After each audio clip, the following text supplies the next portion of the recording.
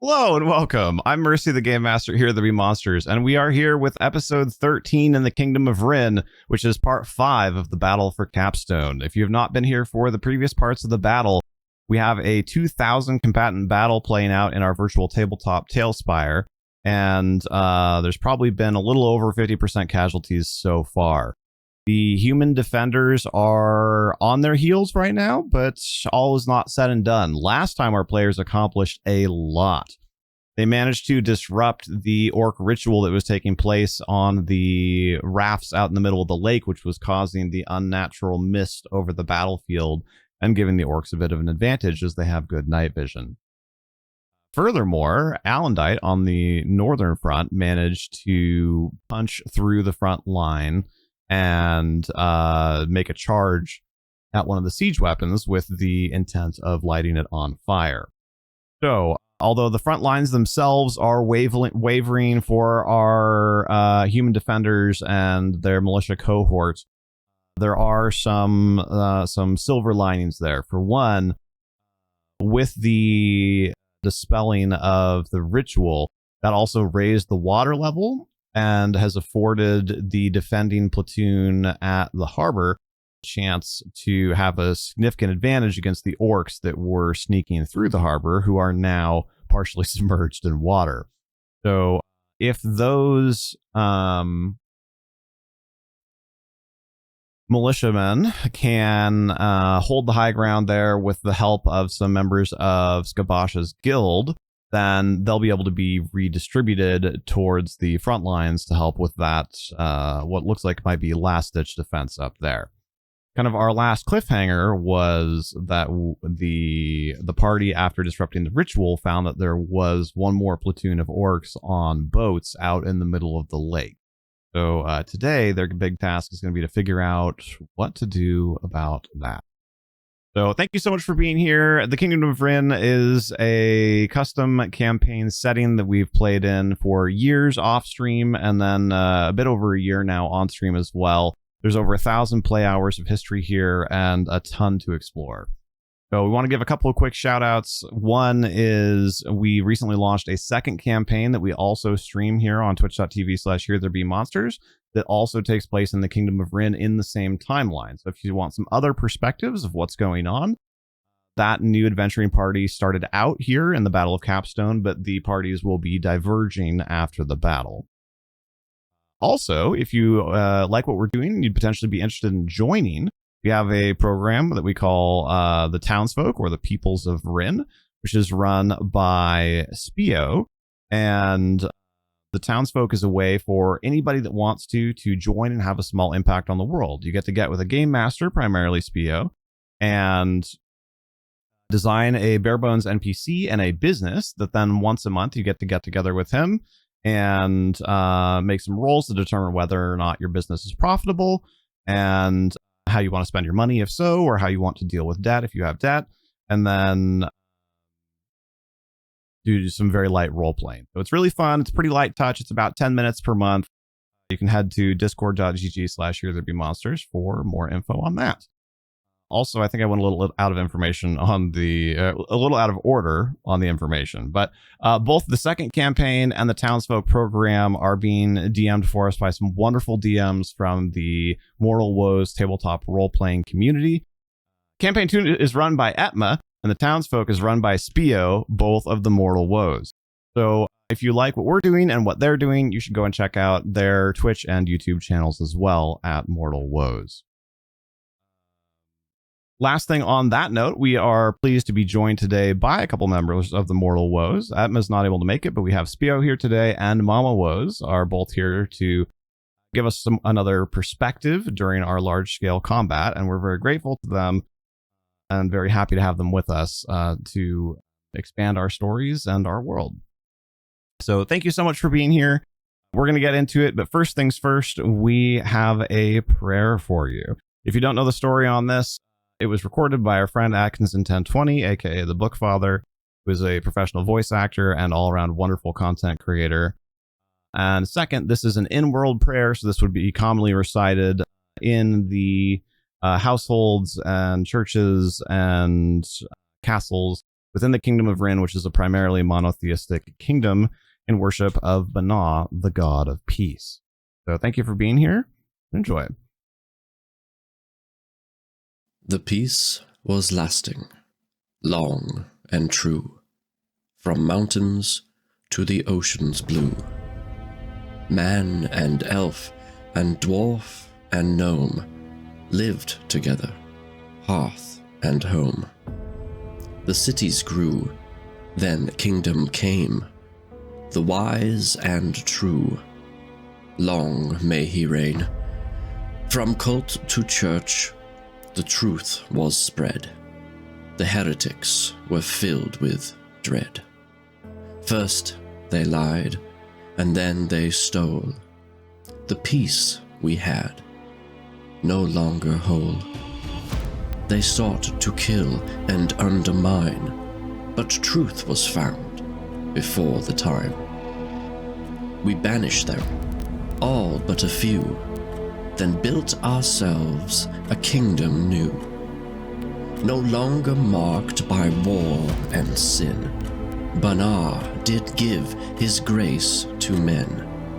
No gods, nor fiends, not great nor small, can penetrate his peaceful wall. From mountains to the ocean's blue, this peace will last us long and true.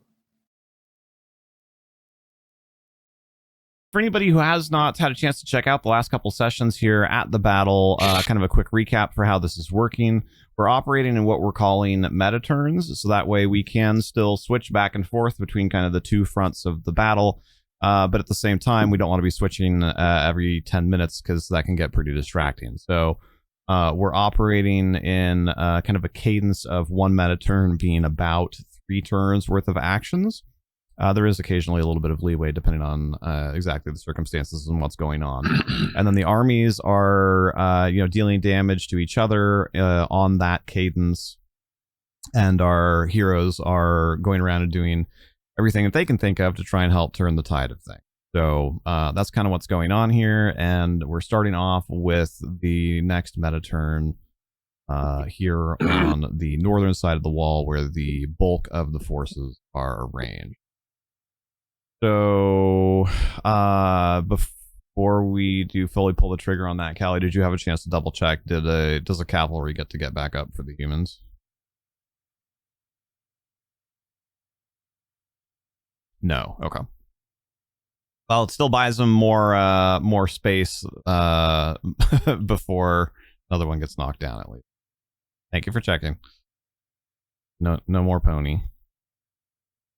All right, so the context here for anybody who does need a reminder, we had Alondite and some troops that he had rallied to his banner, and the nearby archers on the walls of Capstone were called upon to clear out this particular platoon of orcs so he could punch a hole through the line to try and access one of the siege towers. They did manage to accomplish that collectively, and with some casualties, of course, across the board, and some casualties to the men following him, but several of them did make it through the gap, and then Alondite himself made it all the way up to the siege weapon and managed to avoid most of the blows incoming to him, but did get hit, I believe, once, right? He approached the siege tower from whence the orcish hang gliders or dive bombers are dispatching themselves, and attempted to splash that tower with a jug of oil that he had, but ended up in the process of defending himself and getting hit, fumbling that and spilling a large chunk of it upon himself and his. So that is where we left off there. I guess one other note for anybody that doesn't know, Talespire, as amazing as it is, does have an entity limit. So although the battle is it's actually a little over 2,000, but 2,000 is just a nice round number. So although the battle is of about 2,000 combatants, Talespire limits us at about 600, I think it is, minis. So each miniature that you see, barring a few exceptions, represents 4 combatants of that So, with that said, we have Evandal and Elithril, Reyna, and Alondite have been our main actors here, and then the of course the armory itself, which for the most part they've been just engaging in melee, but they may have some actions to take here as well. So I guess you guys let me know. Do any of you want to go first? Do you want me to have kind of the army go first so you can kind of see like what the situation is, or what sounds good to you? Personally, I'm for army going first. Sounds good. Okay. Yeah, I just wanted to see if there was any like pressing, like, oh, I want to try and light the siege tower on fire again, or what have you. It is, we did shoot we did land a few fire arrows on the tower. You correct? did, yes. And actually that may have been left out of my recap. One of the last things that happened though, as the ritual was interrupted, all of the moisture that had been pulled up into the air magically to create the fog that was over the battlefield essentially fell out of the sky in one fell swoop, acting like several inches of all falling within like a second. So it's things are still not waterlogged because that's different, but for better in some cases and for worse in some cases, that did any unprotected flames at that time.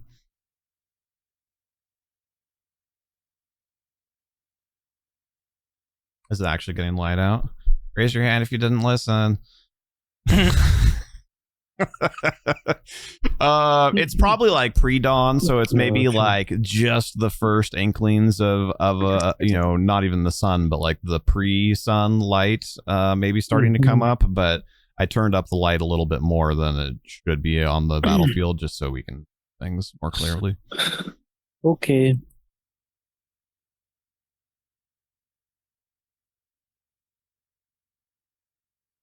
All right, so one of the big linchpins for the humans has been the cavalry trying to hold off the orcish wolf riders on the western flank here. And then, of course, one of the big linchpins for the orcs themselves is their crazy, like, kind of semi-suicide hang glider dive bomber guys jumping off of the siege weapons. So, having spent the last few minutes, engaged in quite literally a fight for her life, like Bridget finally kind of gets a little bit more of an assessment of the overall battlefield. And for those of you that have scrolled up and down the battle lines here, things, although not quite catastrophically yet, but things have not been going great for our defenders.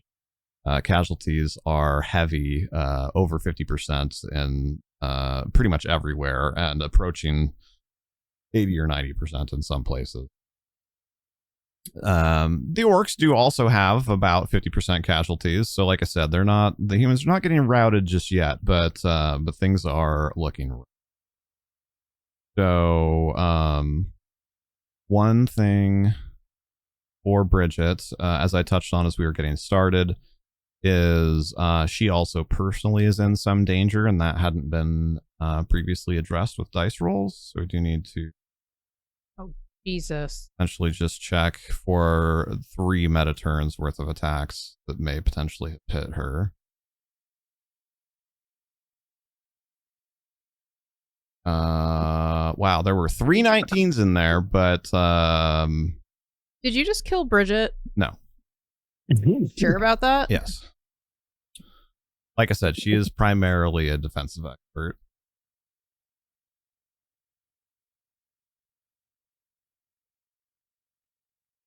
Even with an orc's attack bonus, a 19 does not hit her. She only gets hit on a 20.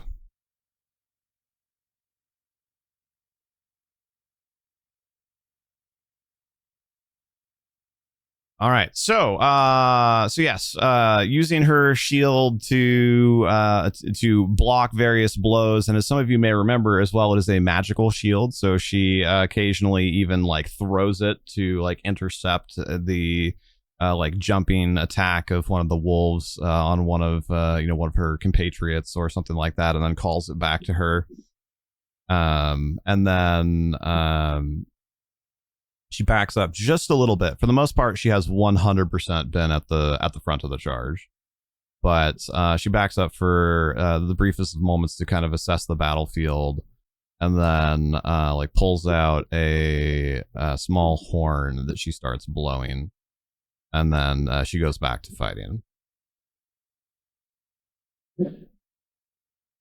As she does so, she wheels her horse, not leaving the general melee with the wolf riders, but just kind of like makes a loop out to about that point to get a little bit closer to the nearest captain, and calls out to him, being Landon, like, hold the flag. And as you look down the battle line, you see that like slowly the remaining human forces that are not on the flanks start to like do their best to perform an orderly retreat back towards town.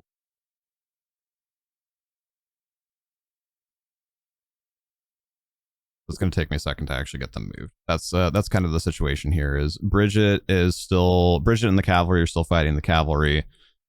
Landon here on the western flank, they have essentially been ordered to hold the line at all costs, and then everybody like east of where Alondite broke through, so everybody east of here is like starting to group up and fall back towards.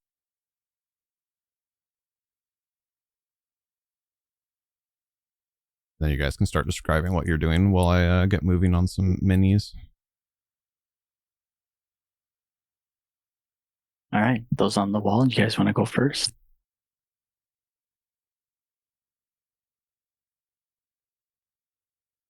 Or maybe Reina? I can go first. So I'm going to continue to head over here to the tower.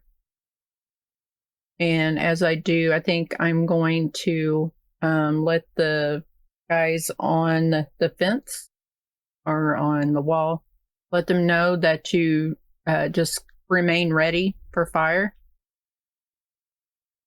And how many feet was that? I get 90? What are you, 20 or 25 normally? I forgot. 20. 20. So 60. if you're running, you get 80. If you're double moving, you get 40. Well, I'm going to run to the door. Okay. Yeah, so you can make it to the door in one go from where you were. Okay. And I'm just going to hang here to the door. So that would only take one of your 3 turns worth of action. Okay. Actually. All right. So then, they know who you are. They order the gate open for you. Mhm. And then, like I said last time, they're it's just not on the map, but there's like a ladder like right here. Oh, okay. Okay. And how do I get myself up on that wall? So while you're holding yourself like that, hold down the control key, and then when you move the mouse, it should adjust your height instead. Oh, okay. And then so once you get yourself up about 10 or 15 feet, then let go of control, but keep holding yourself, and then kind of move yourself over the wall. Okay. Yeah, there you go. Perfect. Okay. Yeah. And then I'm just gonna hang out on the wall here. Okay. So that would take your second turn's worth of movements. Okay. So then you'd have one more turn if you want to. The archers are kind of split up into quadrants. Okay. I might get a little closer to this guy just so I can kind of give him what's going on up front. Yeah. Okay. And then if you wanted to, you can like kind of ad hoc like assume command of that quadrant of archers and direct their fire. Yes. That's I was kind of doing that on my way in there, but I'll give more direction when I get up on the wall. Okay. Okay. And then I'll pass it on to Elthrill.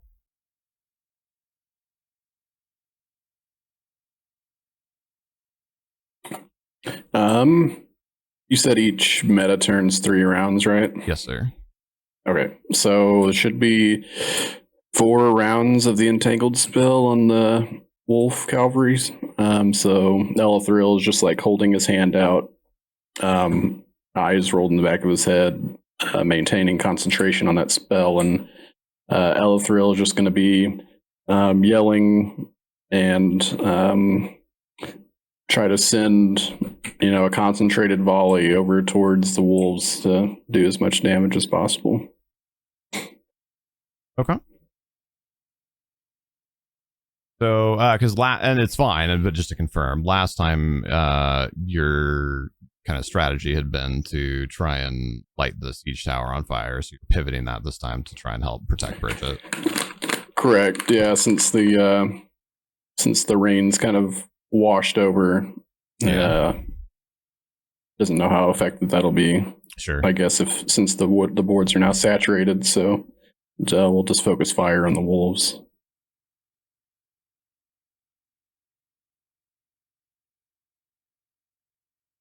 Plus, I think we may have seen Alondite roll back there, so I don't know how many arrows we want to be shooting. That's fair. All right.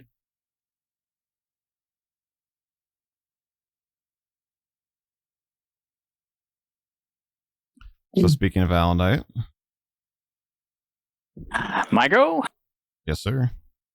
All right. Well, after the deluge of water has dumped, do I see any smoldering or evidence of any fire on the tower from my point of view? No. It all looks extinguished. How am I doing with the oil that's on me? Was that a good bath? Am I oil free? That's fair. I mean, water and oil, not exactly the best bed partners. So I wouldn't say that you've exactly been pressure washed here. You definitely still have quite a bit of oil on you, but maybe a bit less than before. Okay, so I'm going to take one last ditch effort to light this tower while I'm here, since there's not much else I'll be able to do till next round. I'm going to jury rig a Molotov with my final bottle of oil. What would you be using for the fabric? I could use my hemp. My cape. Technically, I don't have one, but I do have 50 feet of hemp rope that I could soak. That would cut. Well, right, but remember, you are currently surrounded by 4 bruisers. We've already done half your damage. So stopping to craft something right now is a little rough. If you can be like, oh, in my inventory, I totally have a maiden's handkerchief that I can jam in there in a second, then I might let that fly. But yeah, stopping oil soaking a whole rope is probably not happening right now. And I'd probably do it a run by pass. I'd still keep riding, do a ride check, and then come back with another attack. Okay. And then come back like that. Yeah. So your first turn then would be to you'll need to make your ride check for Amina. But assuming that succeeds would be to disengage, which is a full round action that lets you I think it's essentially lets you run. Or maybe it's double your speed. It's at least double your speed. Anyway, it's enough to do what you're talking about doing. Okay. And the first 5 feet of that movement is protected from attacks of opportunity. Ooh, okay.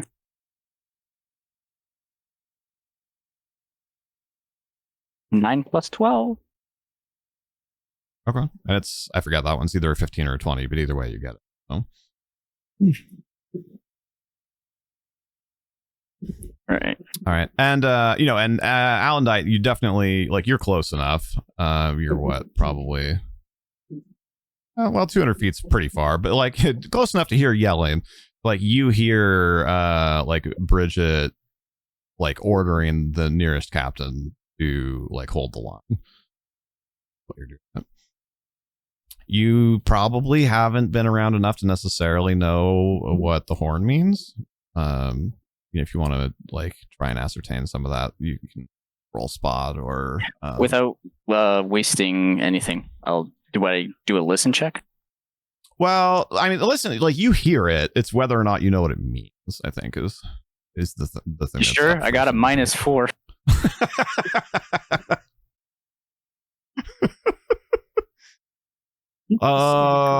Like in the zone. Yeah, you're very much in the zone. You actually don't hear it at all. That's impressive. Well, and it's even better because there are negative modifiers to listen. One is literally, I think word for word is like sounds of battle. Gives you an additional negative modifier on listen. So yeah, your final result there is like a -10. The only thing you hear is the ringing in your ears. Just me and that tower, and that's all that matters. Oh, I didn't even see a roll happen. Neither did I. Oh, well, the only thing he's. Wait, yeah, the only roll I see right now is for your handle animal. Sorry, I thought you were saying your final roll was -4. Yeah, no, not my final roll. That's my penalty. Yeah, sorry, that's my bad. Okay, so it's a 9. Yeah, and then minus, like I said, I believe it's an additional 5 for battle. And so yeah, I mean, like I think it was. Oh, sorry. I think in the strictest sense, like you hear it in that, like there was a sound among other sounds, but you didn't really like functionally hear it. Not my job. My job is this tower. Not my circus, not my monkeys. This is the hill that Alondite dies on, everybody. Trying to take down this one siege tower instead of like, dealing with the line. Okay, so yeah, so your first first square of movement is protected. Then where are you going to try and do your little battle crafting here? Further away. Well, yeah, so do it. Mina has 60 feet of movement. I don't need to run. Yeah, that's the best part. It's the siege tower that's been soaked in water and will probably not ignite. I think not soaked though, right? It has been doused. There's a difference. Soaked implies like that it's been sitting in. You might be able to light the inside of it on fire. And that was what he was trying to do. He was trying to light the stairs on fire. That's true. He was trying to light the stairs. Okay. Now I'm going to take my full round crafting. Okay. So do you have any sort of sharp implement other than your longsword? Do you have like a dagger or even like a paper knife or whatever? Oh God, this is Bahir in the water all over. That's Bahir all over again. I have bolt heads. Probably not going to cut through hempen rope with that. So, so I think probably in one turn's worth of crafting, so to speak, you don't have a way to just make like a fuse here. So I guess describe to us what your plan is to use a like amphor of oil plus a hempen rope to create a flaming projectile. All right, in about 6 to 10 seconds. I'm gonna pinch off just like an arm's worth, not much, and then kind of like wedge it through my blade and pull up. And then I'm gonna take, because a rope is fibrous, right? It's a bunch of things wound together. I'm gonna take that apart and start shoving it into the bottle of oil. How are you getting your sword out though? Aren't you holding your lance? With my shield arm. Well, right, but then what? You have 3 arms worth of things you need to do. One is holding lance, one is holding shield, and presumably bottle of oil, and one is using sword. We're ditching the lance.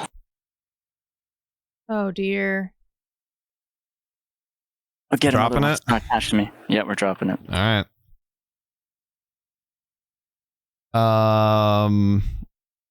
And you can draw a weapon as part of movement, so we can say that you drew it during your disengagement is fine.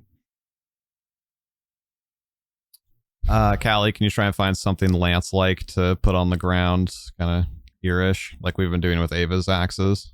There might not be an actual lance, but just whatever, a spear or a pole arm or something.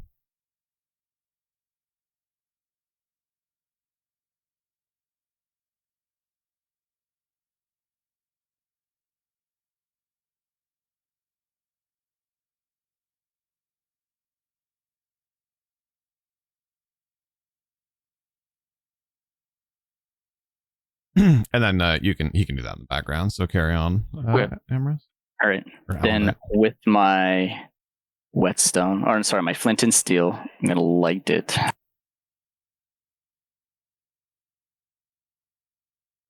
Sheathing my weapon again, and then. Well, same thing. Sheathing. You can't sheath. Yeah. So what you'll have to drop it. You'll have to drop both of your weapons. No, he could pass it, right? Like essentially. There's no action for like holding a weapon in one hand versus transferring it to the other hand.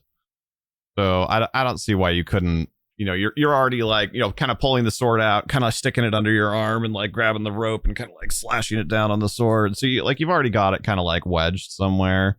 So I think like passing the jug to your primary hand and kind of holding the sword in in your armpit or with your shield hand or whatever. I think that's fine. You want to do a roll? Screw myself over. What's that? No, I just said do a roll, screw myself over. Sure. We'll have you make a dexterity saving throw to hold on to the sword in that like awkward movement. That's a Mina's. Okay, I got +2. That's it. I keep saying, man, I keep using 5th edition for that reflex saving throws.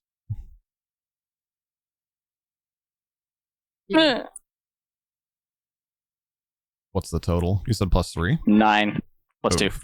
Oh. Well, there goes your weapon. Yeah, that's not going to be enough to hold on to it, I'm afraid. So, lance is on the ground, sword is on the ground, and you've got a makeshift. What'd you say? You said about forearm length. So whatever, like half a foot to a foot worth of rope that you've kind of jammed into this amphor of oil that you had. All right. Well, what's lost is lost. I've got the Molotov. Is it actually lit? Well, yeah, that was the preamble of holding the sword and whatnot, so he could try and light it. So there's no roll or anything that he needs to do necessarily to try and light it. So you get to make your ranged touch attack now. Yay. Do you want me to move forward more, or throw it? Yeah. Go ahead and position yourself. Yeah, so you're gonna start. I mean, do it however you want. I guess however close you're getting or not getting. Range increment does matter. So if you try and throw it from further away, it'll be harder.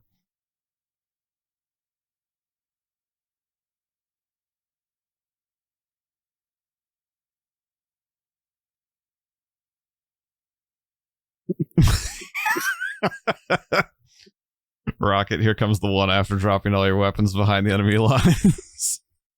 Okay, 11 feet. Say again. 11 feet is the distance. It was that how far did you move to get there? That was 40 would be pushing me past, so it'd be about 32. Well, but remember, Amina can double move. So, like, because 10 feet is probably the increment.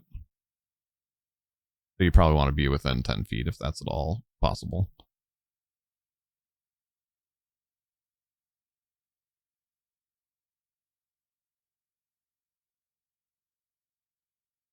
.8. Excellent. All right, so you are attacking an AC of 5. You are rolling a d20 plus your base attack bonus plus your dexterity modifier. And then I believe there's a penalty for throwing an improvised weapon. But go ahead and make your roll, and we'll look up the rule if it's close. So that's +4. 2 for attack, and then 2 for the Dexterity. Come on. So okay, so it's a 9. Yeah. Of course, you're gonna make me look up the rule. I wanted you to roll like a 15 or something, so it wasn't gonna matter. No, that's too easy.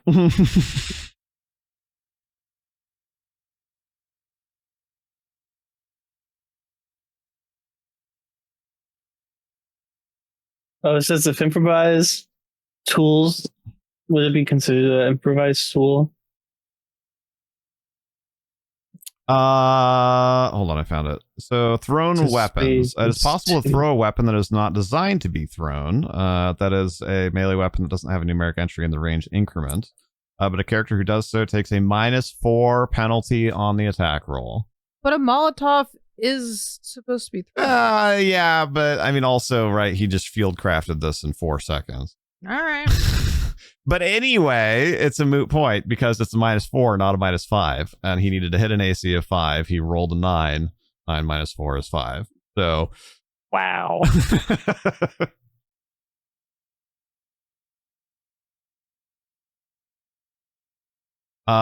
So yeah, you know, it's like it's a little wet because of the rain. It's a little oily because you had to real quick like dunk the rope in there. It like kind of slips out of your hand as you go to throw it. You're like, that wasn't quite where I wanted. Oh yes. Exactly. However, I need to make me one other reflex save for you, the oiled up knight, to avoid the fire. If you're going to roll above 10, now would be the time. Sorry, say that again. So, if you recall, you also are oiled up right now. Yeah. So you need to make a reflex save to kind of avoid / like pat out any fire that may potentially get on you. +2. There we go. This is not a single digit. Yay. So you said it's Life +2, goals. so it's 13. Yeah. Okay, and as we all know, DM's best friend in 3.5 is +2, which I was going to give you that bonus for to kind of represent the water helping you a little bit.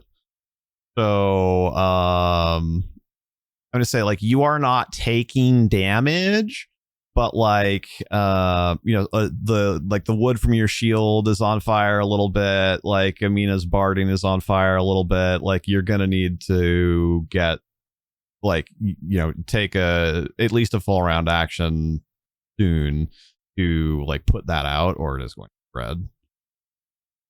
However, I think this was your third action this turn, so I think that's Yeah. But next turn, I have my flask. yeah. of So water. you take no damage this turn, but you will.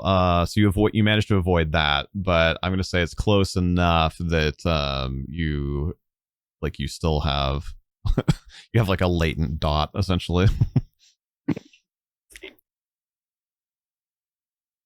So okay, that was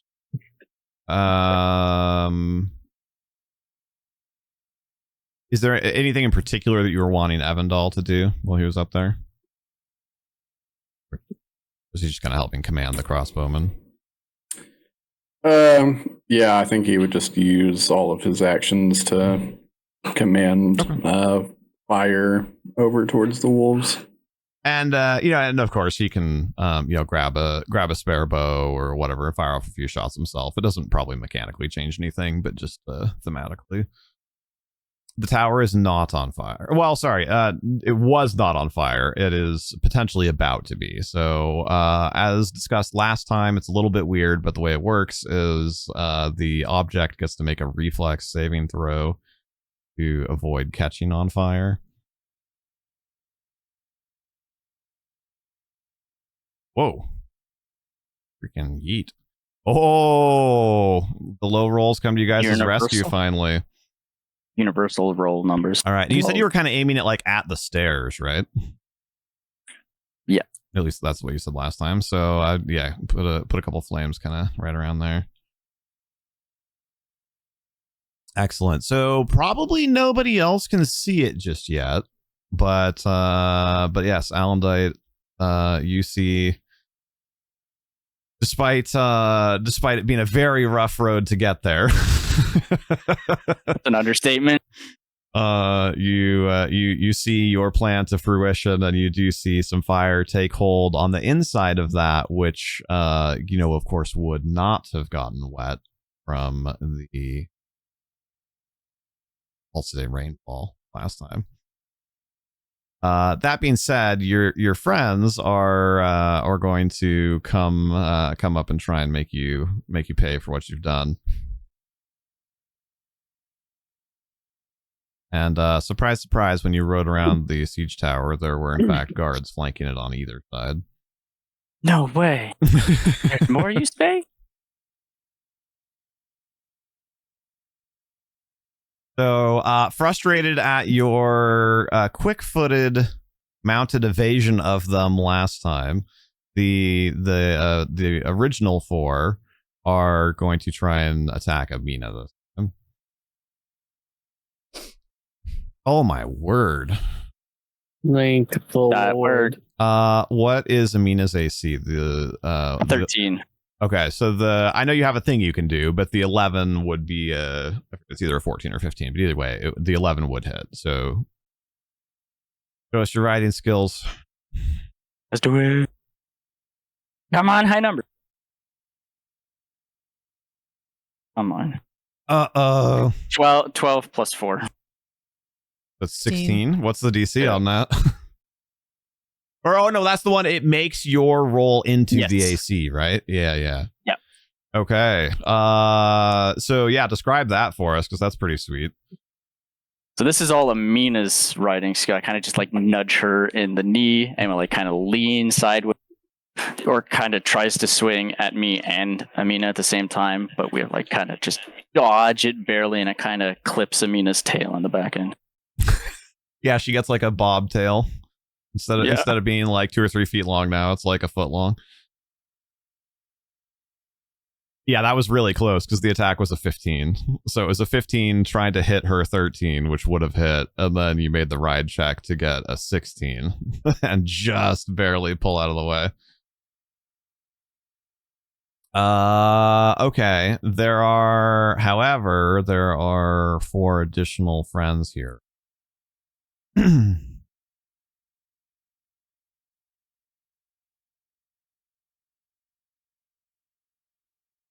Can you, is that a once per turn thing? Yes, once per turn. Okay. I'm going to say not knowing what's going, okay, hold on, actually, so I need to cancel the dice roll. This doesn't count, I need to set these down. Hear about that?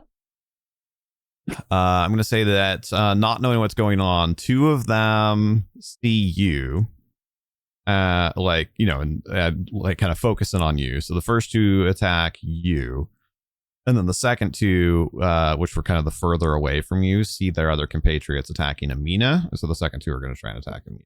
These first 2 are against you. Ruh-roh. Jeez. Well, one misses for sure. The other, I believe, is threatening critical. Bye, guys. Yes, the second one is threatening critical.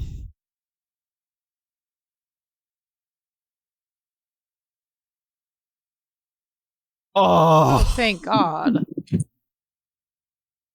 But what does that mean, Basil? I'll give you a second. Take a deep breath. Unclench. Relax your kegels. So you still get hit, but you do not get crit. I don't have that much HP left. Yeah, it may still be potentially be a problem, but you're probably at least not getting like fully obliterated here. Oh, that was much less kind though. Mm-hmm. So tell me this: you have a military saddle, right? Yes, I do. Okay, and I believe we may need to double check the rules, but I believe that the military saddle gives you a bonus to stay in the saddle even when you're knocked unconscious, doesn't it? Yes, it does. So 50% chance. What is it? Let me see. Military saddle.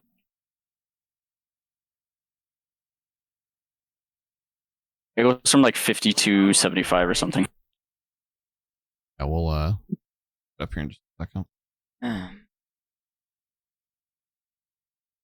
It was so close. You took 11 damage. If you'd taken 10, you would be disabled and you could just keep riding. But you fall unconscious by 1 damage. Military saddle. I have a 75% chance to stay in the saddle.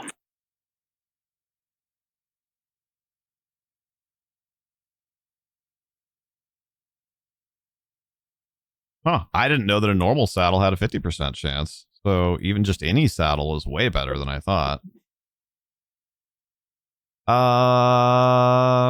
Okay then. Well, I think that's kind of a cool cliffhanger to leave off on, because you and Amina have already taken your actions for the turn. So we'll start the next meta turn up here by Amina, like fleeing with you on her back, and you rolling to see if you stay in the saddle. Yay. And then the other two, as already prescribed, are trying to attack Amina themselves. Wow, double sixes. Overall, my rolls were terrible there.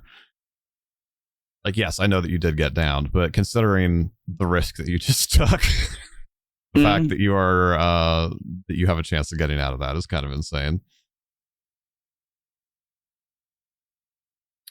Okay, and then it's too late now, but I can't. I won't change it, but I can do cover as a reaction. But I won't do that. It's too late. Oh, no, I think that's fine. I'm still resolving the turn against you. And it doesn't change anything. I already said what the orcs were doing. Yeah, it says cover. You can react instantly to drop down and hang alongside your mount. Now, it's a DC 15, but it is possible. Okay. Right. Plus 12? Closer than we wanted it to be, but you managed it.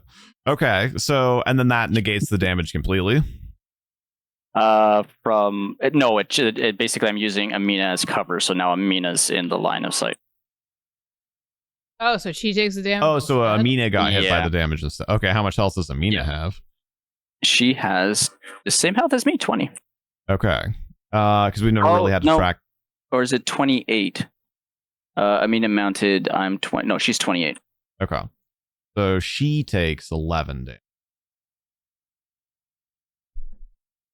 Which we've never actually had to deal with before, so you'll need to keep track of that yourself. Much Yep, I got health does she know? 28? That put her She down only to- has 28. So that would drop her to 17. Yep. Okay, so quick narrative retcon there. My bad. What's that? That's My bad. okay. We've never had to good. use it before. Yeah, it's a pretty new thing. So, if you had waited until we got down to the harbor, I'd say it was too late. But we were still wrapping up this meta turn. So, so at the absolute last moment, as you see this wicked blade coming in for you, it's just a little bit easier for you, I guess, being unburdened by not having a weapon in your dominant hand, to drop down extra low off the side of your saddle and dodge the blade that was meant for your kidneys. However, in so doing, the orc follows through with that attack and hits Amina quite severe. This girl's gonna rear. She's gonna hate me. Yeah, so that is what we'll pick up on on the next Northern Meta turn here, is whether or not Amina leaves you in the saddle. Ironically, this may potentially have been worse for you.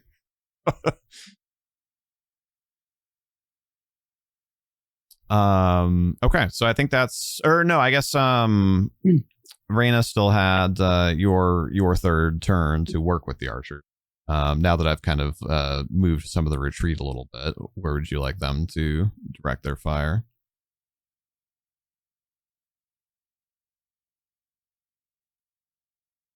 I think you're muted, Mama. Yes, I am. Okay. Far. I was down watching the other traffic. So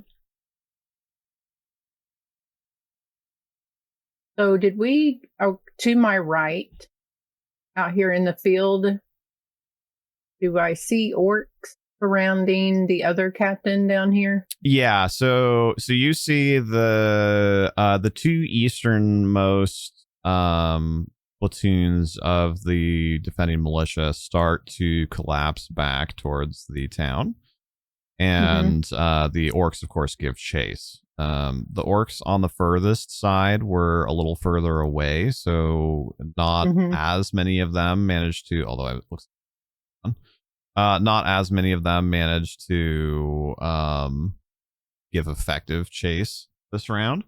But the orcs in kind of the platoon next closest to the gate, so the closer of the two, kind of like see what's going on, and the closest group of those orcs, the ones that would have been here, kind of like swing out behind the retreating like captain and the remaining troop and try to encircle.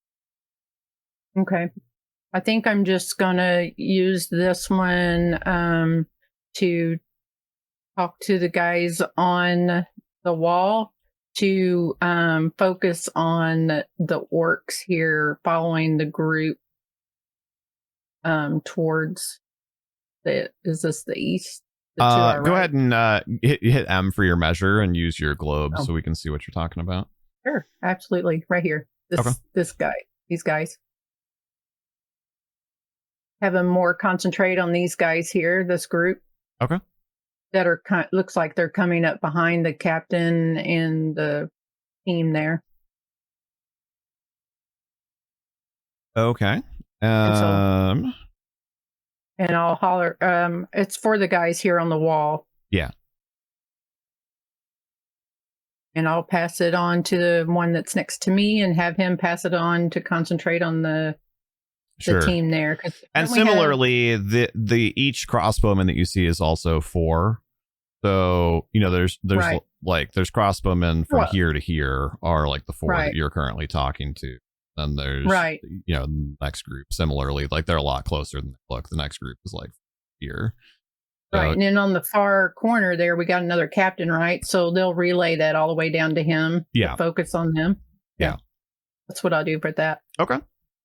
So, Callie, when you're doing damage, we'll use both.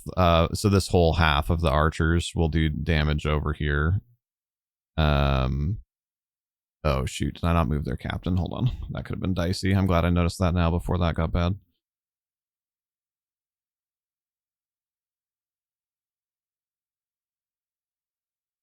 So both of those quadrants of archers will do damage to that captain, and then when you're knocking minis down, start by knocking down up, or as many of them as. Awesome, thank you. And then I think that makes us done with everything up here. You do note, and I guess you may or may not necessarily know. Well, so Amras, I think, does not know this. The Woes do know this. You notice that the kind of the human center, the like 2 platoons in the middle, closest to the gate, they should be retreating, and they are not. So Reyna and Elthrill and Avondal are aware of that. The signal that Bridget gave should have called for all of them to retreat, except for the captain closest to her that she told not to, and the center is not retreating. Correct. Okay. Well then. That's where we'll leave that. We'll let Callie get going on the rest of the damage stuff there.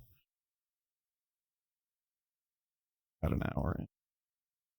Clicked on the wrong thing. So, to the harbor. Kind of same thing. We can let you guys, because you're still not quite acting in full unison here. We've got Druge and Co have I believe last turn where we left off was that you arrived here, right? You were like kind of starting to rescue them. Yeah, we could just pull up to that area. So we've got kind of like that like scene or that mini scene, and then of course we've got whatever. You're not acting in combat order, so it's a little bit more kind of meta turn, like how we were just doing up north. But those of you on the rafts, that have seen the oncoming boats of orcs, that's kind of like our two things to deal with here. So first things first, I'm just gonna have all of you that are on that are with the raft group go ahead and make us. And I'll roll. Wonderful. There's Mandy's. Or Ava's rather. Classic. I can do second roll as. I got an 11. I got a 2. Amazing. Okay. I got an 8 for Ava. I got a rock. Oh my word. Okay. Excellent. Yeah, those are just merchants, guys. We don't have to worry about them. No, I think it's clear enough from what's going on that they are orcs. I was going to give you potentially a little bit more information if you had managed to roll even just double digits, really. But yeah, I guess one thing that you do notice is like the way that the boats are positioned is intentional. So like you notice whatever this means, and you don't see it very clearly, but like one of the boats is like not even sailing towards you.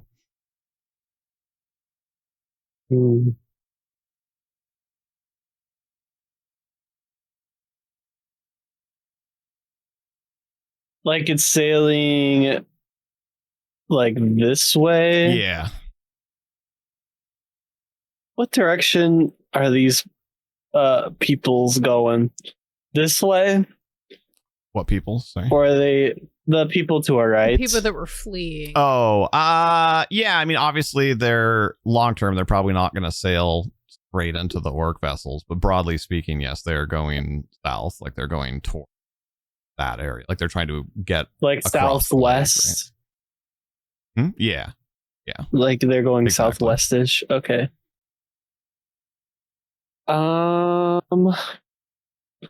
Well, they would probably run into that boat that's facing that direction if they go that way. Do we have any oil on us? Do the people on that boat look like they know what they're doing when they're sailing the boat? Like they know what they're about? I mean, it may or may not be the best strategic decision, but like, yeah, the vessel, like they've run the sails down and, they've got the oars out and like it appears to be, functioning. Okay.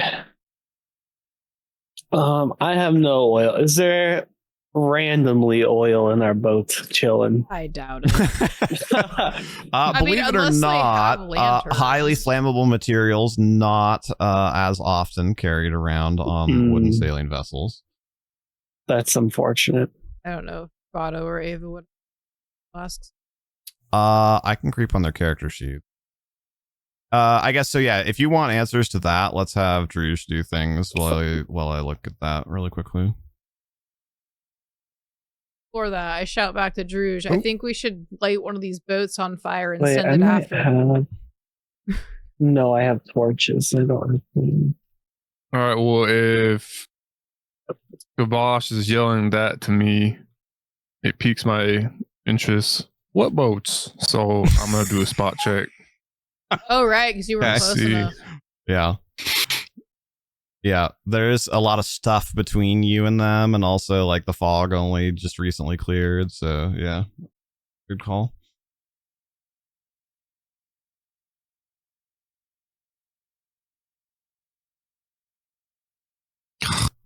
I think it's a 12. Let me double check. At least it's double digits. Yeah. It's not just me.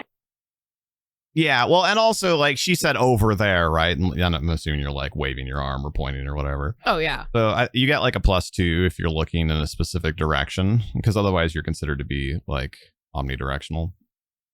So so that would give you a 14 total. So same thing. I'm probably, but also you're a little further away. So it's not super clear, but you at least see as much as everybody else was seeing. Like you're like, oh god, like I totally didn't even see. There's like a small flotilla of boats out there with people moving around on them. Presumably from the way that your friends are acting are not human people. Okay. Is the wind blowing like this way, like towards us? Yes. Well, so it was, but the wind has mostly died down around the time that the ritual ended. Okay. So it's like not windy anymore. Yeah, not really effectively windy in any particular direction. Okay. Okay, so was it there were 4 people on the boat and 3 people in the water, or vice versa? That's correct, yeah. 4 on the boat and 3, okay. Yeah. So I guess this part is more so up to you. How do you want to go about me and the 4 individuals in the boat retrieving them from the water? And what I mean by that is, like, do you want to do like behind the scenes rolls for them trying to get out of the water on top of me rolling? I think it depends a little bit on kind of like what your plan is. Like, how are you going about it? And then we'll go from there. How I'm going about it. Okay, so then I counter that with, can they swim? Like, are they not swim? Are they capable of treading, or are they sinking to the bottom of the ocean?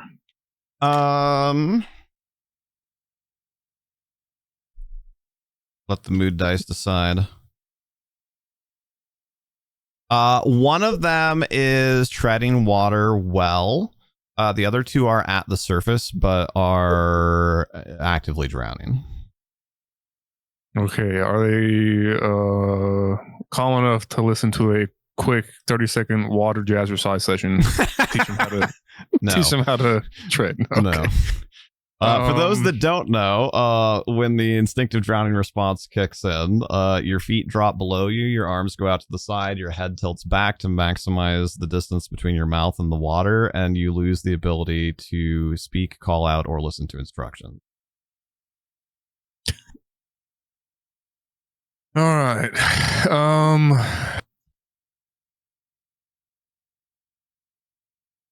I'm trying to think how I want to go about this. Okay, I might need you to use the mood die for me one more time. The 4 individuals on the boat, do any of them know how to swim or tread?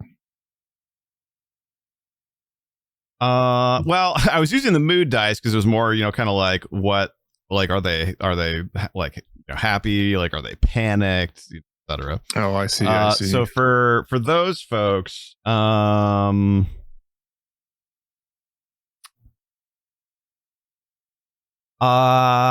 don't know, odds or evens. Evens. All right.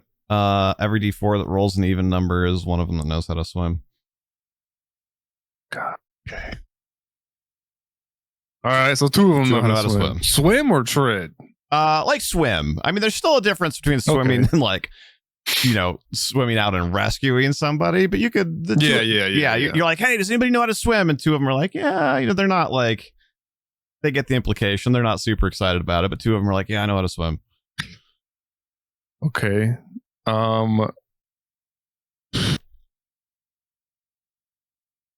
Do I know how to tread? I'm gonna ask a lot of questions to try and figure this out. I think broadly speaking, it's just kind of assumed that adventurers, like as far as like basic knowledge go, that you know how to just like do stuff with your body. Whether or not you can tread is like a swim check.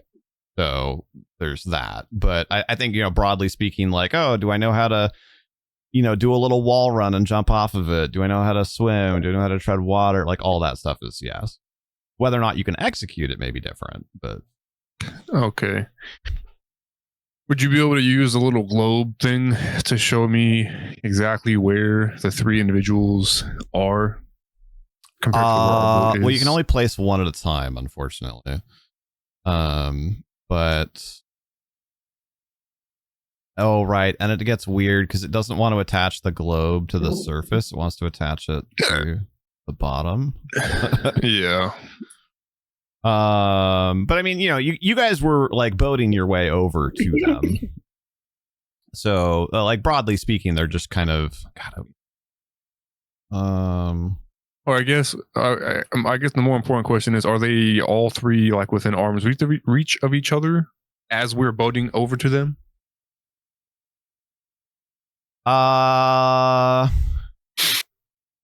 The two that are actively drowning are they're essentially like kind of trying to climb each other. The one that is treading water has distanced themselves a little bit. Okay.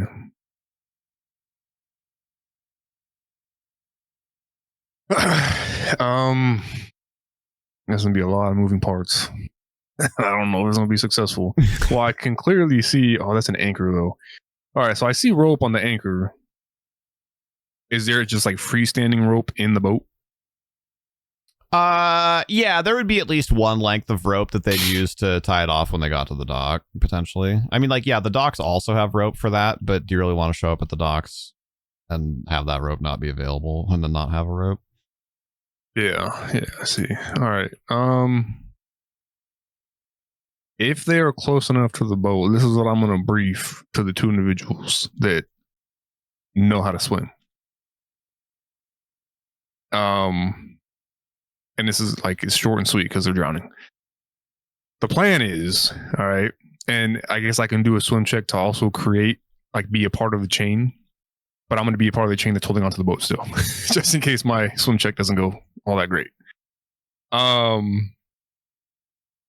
So to the two on the boat that can swim, we're going to create a chain that, and we're like actively making the chain, we would be waving to the one who can tread to tread over to us, passing the rope down to the two individuals that are actively drowning.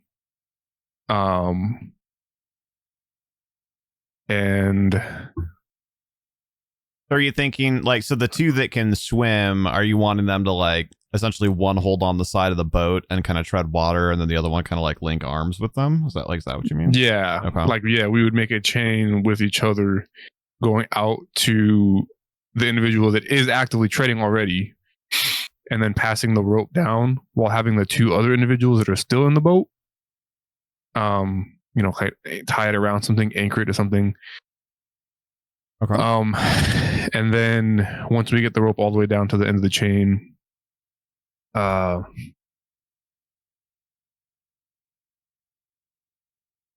it would, I'm trying to see, because like, if you're trying to actively save someone in a real life scenario, you have to like muscle them, and like you have to manipulate their body in a position to where like their back is facing you. Right.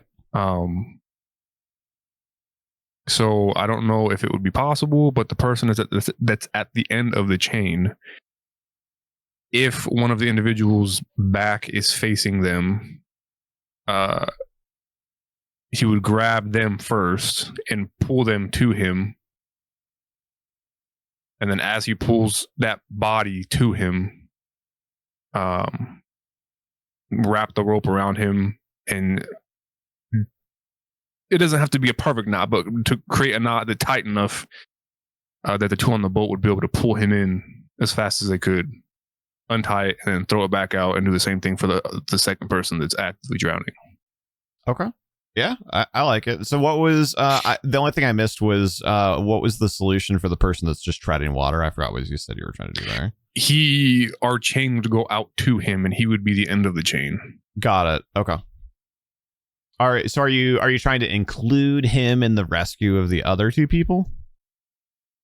Or are you trying to like get them first and then get him, or get him and then we would get him. I mean, we're not like necessarily rescuing him because he is capable of treading water. Right. But we would create, like, I would hop out, hold on to the boat, then one of the other guys that could swim would hop out, link arms with me. Then the second guy would hop out, link arms with that guy. Sure. And like in the direction of the one guy that's just chilling, treading water. And then once that's all done, we would together in unison like make our way, assuming this chain is long enough from the boat to the two that are drowning, and one by one. So it's all four of you, including the guy that was treading water. Yeah. Got it. Okay. Yeah, I like it. I mean, honestly, I don't even think we need to necessarily do any rolls there. Maybe just like one swim check just to, kind of generally maneuver your body around in the water and kind of do the things. But, I don't think we need to go down the, like, oh, you're going to make a touch attack and then make a use rope check. And because for the most part, where you can use the instinctive drowning response to your benefit is like for worse and for better. Generally speaking, when something gets within arm's reach of them, they're going to try and grab onto it. And so like, as long as the rest of you are all still holding on to each other and the boat, then they're like, it's kind of rescue success anyway, Yeah.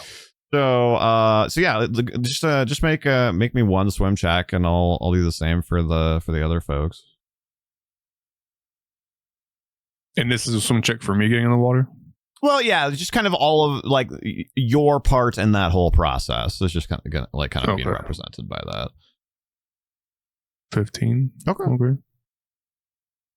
Do I add anything to that? I don't know. Do you? Oh, is that that's a skill? Oh, Jesus Christmas! Oh God. Okay, can I get a bonus because I'm holding on to the boat with one hand? Because I have a -4 to that. Yeah, you can have a +2 for holding on to the boat. All right, so 13 overall. Okay, yeah, it's fine. It's I've already described several times the lake as being mostly calm. So and especially now the what wind there was is mostly gone as well. So yeah, so you get in the water, you kind of come up with this plan, you jump in the water, you're like come on, get in with me, like hold on to my arms, kind of like direct them through the whole thing. I'm gonna roll, I'll do the same thing, just do a swim check for each of them too. Oh gosh. Find quickly, there we go, there's Ava's character sheet. I also wanted to look at but I don't know if I know Ava's possessions as Mandy. Because when I made Ava, she was an NPC, so I didn't bother to fill out like non-weapon possessions. I'll have to see if Mandy's put that in the Google Drive or not.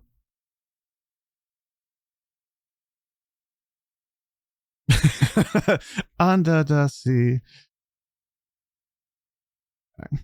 So there's, I guess, functionally 3 of them. So we'll say that they have +2 to that. Okay, so not great. Well, so they have +2 for like their normal stats, and then an additional +2 for being part of the boat human chain here. So okay. yeah, so nobody's exactly going full Baywatch here, but you're all kind of kicking your legs around with maybe a little bit of flailing, and maybe at one point somebody let go real quickly, but the person next to him grabbed them, and it's not gonna be what's the word I want, immortalized in stone necessarily, but it works out pretty well. Like your vision comes to fruition, you get everyone in the water, you get the treader to join the chain, and then you guys essentially do a pizza shop claw game to swing out and grab onto him, and you get him back to the side of the boat, and it takes a second to kind of get him calmed down, but I think in the course of probably 2 of your 3 turns, you managed to pull that rescue off and get everybody back in the boat, and you've got a little bit more, a couple more actions ahead of you here. Okay, that's perfect too, because I was about to ask you, like I was going to say, you can decide however many turns you want that to take. So before they were on the boat, we're already in agreement. It's like, yeah, we'll save our friends, and then we'll go boat over to your friends. Are they holding up their end of the deal still? Like, they're definitely like probably side-eyeing a little bit. Like they were more excited about the save our friends part, but yeah, nobody's like nobody's like mutinying or anything like that. But you probably do have to give it's probably a little bit of an awkward silence. And you got to give a little bit of a like, all right, guys, like part 2. And then I guess the other part to that is the 3 that we just rescued. Like, are they willing and ready, or are they about to be like a conscientious objector and be like, no, you're on your own. Well, I'm not helping, even though you just saved my life. Can I roll something to hopefully, kind of the same thing? Like, all right, we're gonna do it. Yeah, sure. You can make a diplomacy check. Try and like rah a little bit. Please, mana. Is that single digit? Oh god. All right. Well, I think I have +7. Yeah, so 12 overall. Not the greatest, but not the worst. I just saved their life. Banana. Sorry, you said it was a 12 or a 13? 12 overall. Slightly above average. But I just saved their life, and their friends already agreed to it. So yeah, I feel like there should be I think it takes a little bit of you're like, all right, like let's go, everybody, and they're like, yeah. But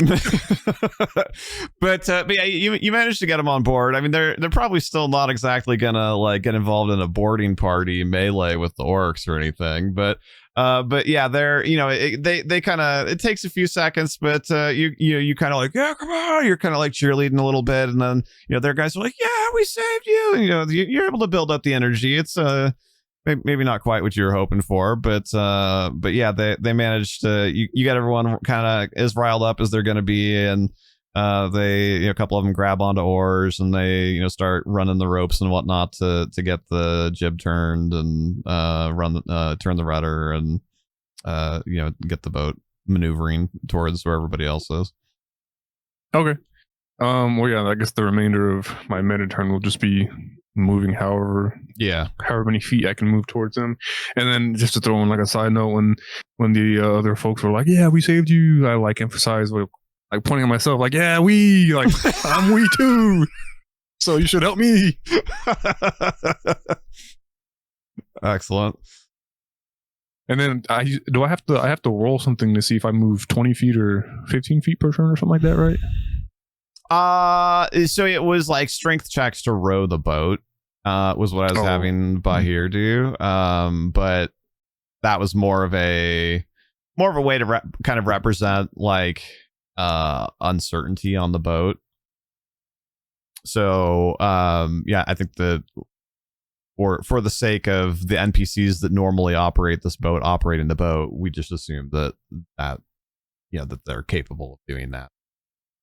Okay. I guess if you want to try and like grab an extra paddle and or a set of oars and like hulk out, I guess if you rolled good enough, I'd let you add 5 feet to its speed. All right, let's see. I have 0 bonus to strength, so excellent. This is the way. All right, we ain't going nowhere, boys. I mean, they appreciate the help. The opposite way. But yeah, you didn't exactly hit the button for the NOS. Right, so that's yeah, that's it for you. Because I have 2 turns or whatever per turn, so it's 40 feet total. Well, you get so you get 3 turns per meta turn, but it took 2 to execute the rescue, and then 1. Oh, I see what you're saying. As far as movement, yes, you can double move each turn. So it's I have to double check. I think it's I think if you're running both the oars and the sails, it's 40 feet per move. So then 80 feet per turn. No, I definitely assume that we are, because there's 7 of them on board. Yeah. This is what they do on the daily. They gotta it takes a bit to turn a boat, but so probably so around 150 feet give or take a little bit. So that would be 2 double moves. Okay, so they get the boat essentially like turned around, kind of like make the loop, kind of like out here, and then so you kind of leave off like, essentially like where you were distance wise, but now facing the right direction. Okay. And that'll be the end of my turn. Okay. These rafts. What are they still steep? Yeah, they were kind of like anchored. How wet are this? I mean, like I said, things are not fully waterlogged, but like they're wet. There's like, some standing water on them and like caught up in the curls and furls and whatever. Thinking by here. You can get them turned around and shoved rafts shoved in the other direction and set them on fire. But at least deter them a little bit while we make sure to regroup and fight on the shoreline. The rest of the people, right? Yeah. I'm down to do that. But obviously we can't light the one that we're currently on fire. And that's why we have our boat, right? I mean, you could. Yeah. You can do whatever you want. There's just consequence. I say we... As I have discovered. I say we load up on the boat. Do we have oil? Did we find out? I'm trying to like bounce around and find that while doing other things. I don't have an answer yet, but I'm getting there. I did find out that I don't have an answer on the paper sheet for Ava. We do have moonshine. I have like 10 sticks of like torch stuff. I don't think Mendez would be happy. We can make more. Yeah, I would say there's a bit of like oil or, and pitch and whatever with torches. I mean, probably not enough to like start a whole conflagration on a raft. But yeah, if you've got like torch supplies, that'd be enough to at least get something started. May I have 10 of them? Oh, do you? Holy crap. Yeah. Okay. Yeah, let me still try and find... We'll have to figure out how to get the rafts turned around first, and obviously. Right? I feel like you have moonshine left still? We do. That would be good. Because that's mostly alcohol, right? It is all Oh, yeah. alcohol. Yeah, no, it's like rubbing alcohol. Remember? It was their first attempt at like inventing a new thing, so to speak. I think that would be just as flammable as oil, to be honest. Okay. She does have it filled out. It's not necessarily fully up to date, right? Because like she may have bought or used some things or whatever. But Ava did not have like oil randomly. But she did have torches, just like you did. So, like I said, I think that's, broadly speaking, that's like, tinder and bark and hay and, burnable materials that are bound together with some like pitch and, oil and whatever. So, collectively between you guys, if we assume that she's used a couple of them and, I don't know, maybe you've used a couple of them, but you have like between you somewhere around 15 to 20 torches worth of material to start, plus the moonshine to start fires with. So here's my plan. We get on the other raft first and get this one turned around to face them. While we're out here, do the rafts have anchors? Yeah, they're anchored. Yeah, the rafts were anchored in place. The boats are moving. What's the like? Oh, these guys are moving like out here. Hold on. Like, are these guys moving? Yes. Okay.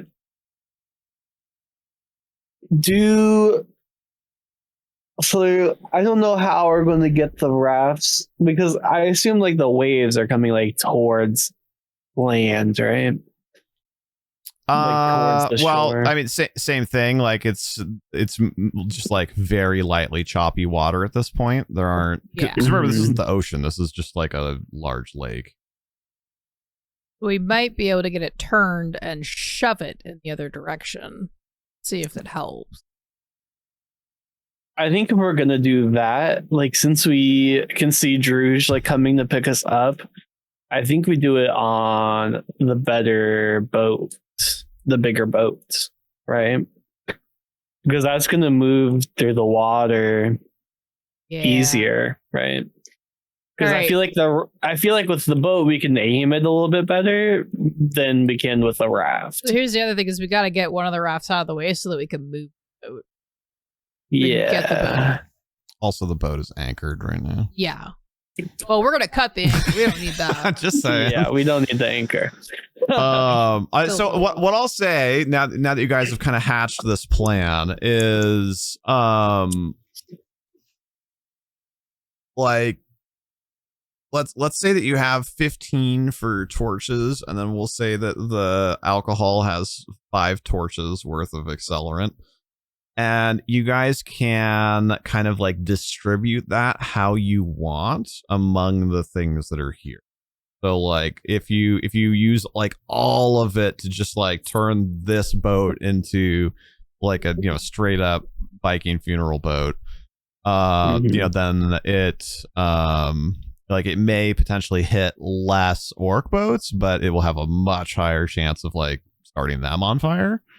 Or you could spread it out a little bit between some of the rafts and stuff also, where you have like a greater coverage area, but like a lesser ignition chance, I guess. So here, which sounds better? Well, we want to set all of it on fire. I'm going to. I think it's going to be harder for us to hit the boats than for the boats to light on fire, to be honest. So I'm not sure. Do you want like I don't know. Unless there's like someone in the boat like guiding it to hit. I think we need a higher chance to hit something. Yeah. So you're thinking big boat? All the NPCs start shaking their heads. Maybe try maybe like our boat and a raft, maybe. Because our boat's bigger, so it'd probably be easier to hit something with it. And then, like, I mean, we're not gonna need the other raft anyway, right?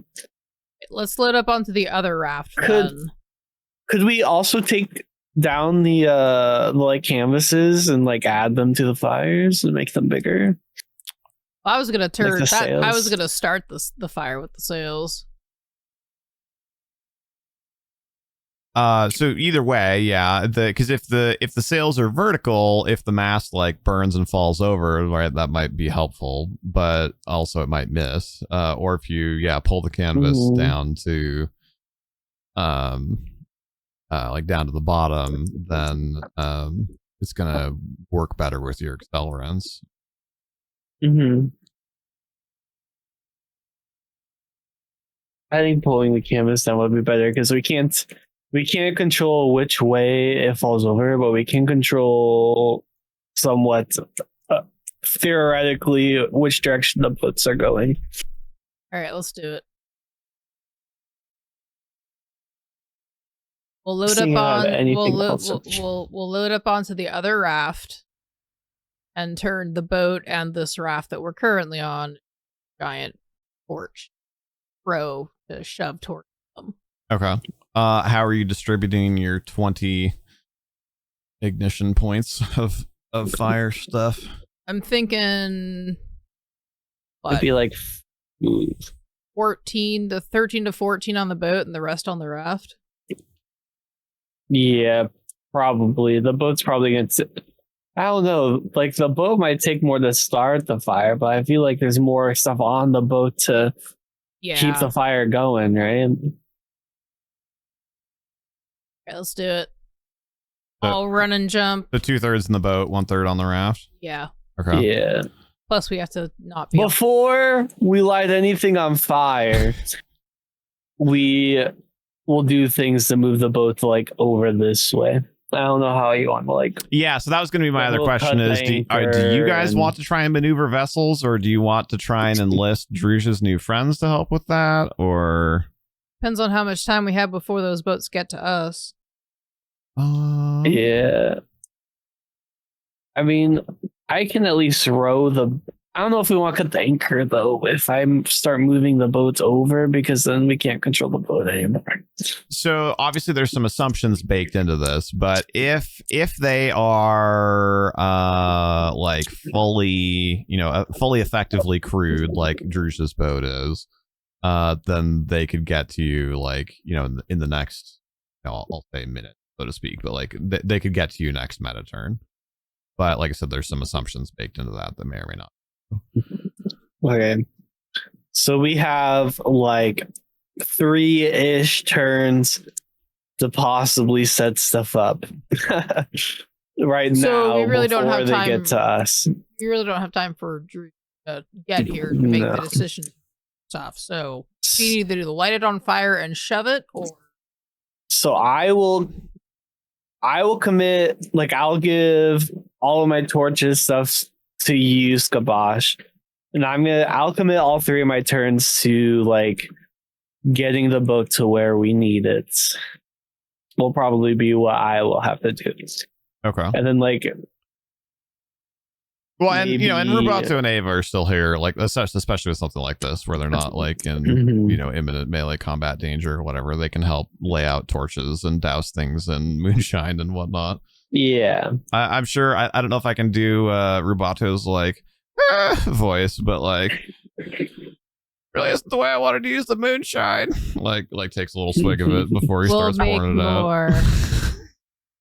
I'll buy more. Quit drinking it. We need it all. I'll buy more potatoes. It's fine. We need to survive to drink this, don't we? Okay.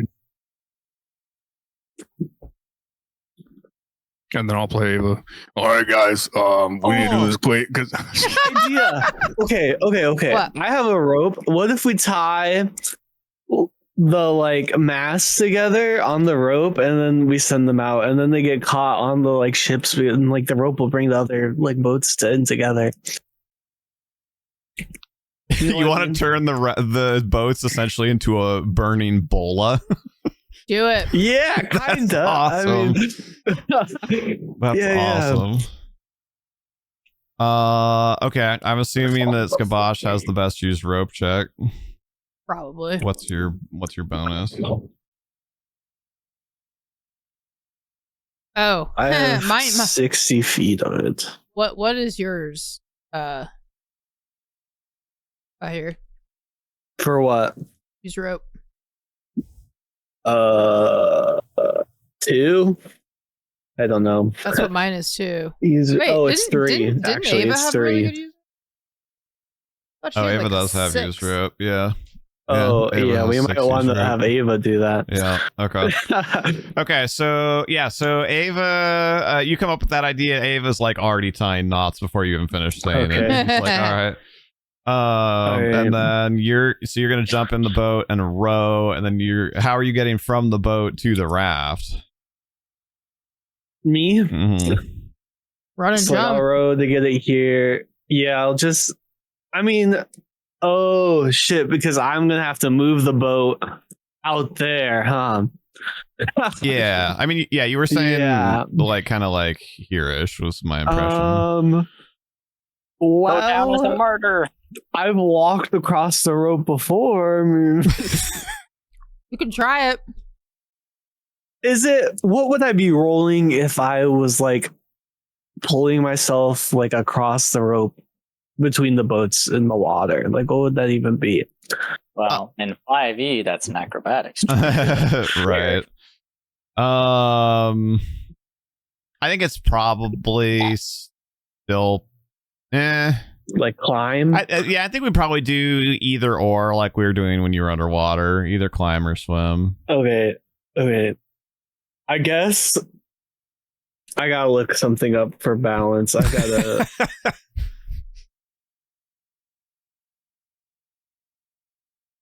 Because they have a like thingy that tells you. Yeah, there's a table for it. That's fine, because I'm still trying to look up some other rules on some other things, like how fast, how much damage the tower takes from burning and whatnot. Let's see here.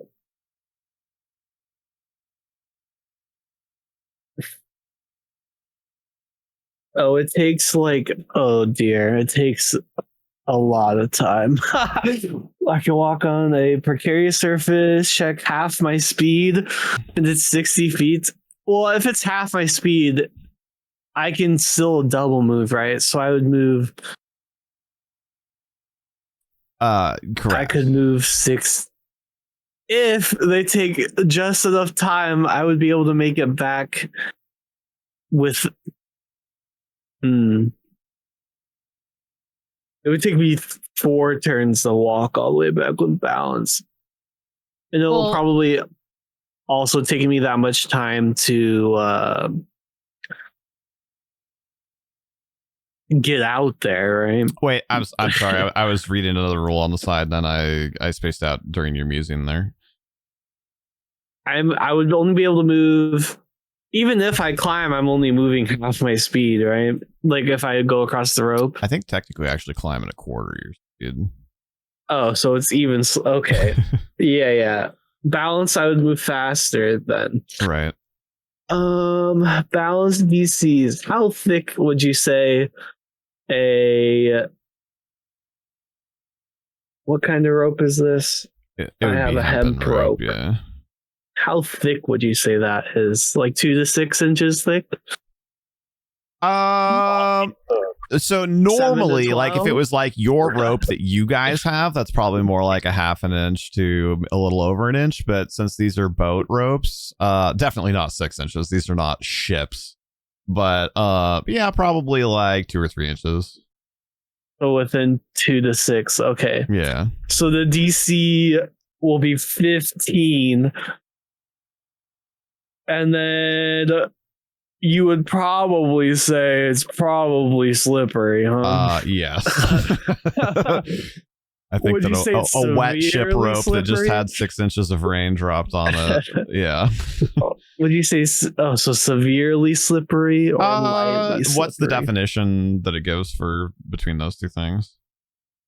It says severe is +5 and lightly is +2. It doesn't right. specify. Oh, it doesn't give any. No, I think slightly slippery because it's not like slime, right? It's just wet. So that's a 17. And I add 6 to my rolls. So I mean, if I roll, is that 6 including your armor check penalty? Yes, because I have a 10 normally. So it's a DC 17. You said. Yeah. So statistically, it's a coin flip. Better. Because the average roll of a D20 is 11, and you have +6. Oh, okay. So, well, actually, that's slightly better than the coin flip, though, because it's meet or beat. So you actually have a 55% chance. Mm-hmm. But if I fall while trying to balance, then I'm gonna be in some trouble. I usually let people make a reflex save to try and catch themselves, so obviously no guarantees there. But I do allow for kind of like yeah. I'll try to balance myself across the rope once I get to that point. Also, and this may or may not matter to you, but at least this time, Druge is on his way with a boat full of people who know how to boat. Oh yeah, and they might be able to save me if I go down. Yeah, and nothing can go wrong. Oh, it's fine. We'll be fine. It'll be all right. It'll be okay. Send the boat. Semantics. Send it. Semantics. Oh no, it all went wrong. So, like, you have all the fire stuff in my boat, then it's now, yeah, and then we would all spread out. Okay. So it's like from mast to mast, it'll be like, assuming this is going straight and not down into the water. Okay, and I think it is going into the water. It's hard to make it not. Okay, so yeah, get a like the end of your measurement out to kind of like where you want like the prow of the boat to end up, and then I'll there. So, like here. Right. Or probably more like 55 because it's 60 feet. And we have to use the some rope to tie it, right? It's probably like to hear. Yeah.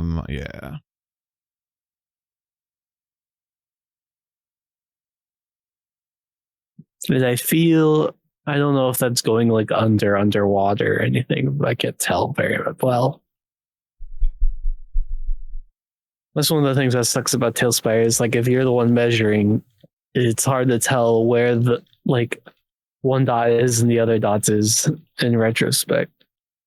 Oh, I messed with my. See, like I let go of control, so it went back underwater. Gosh dang it.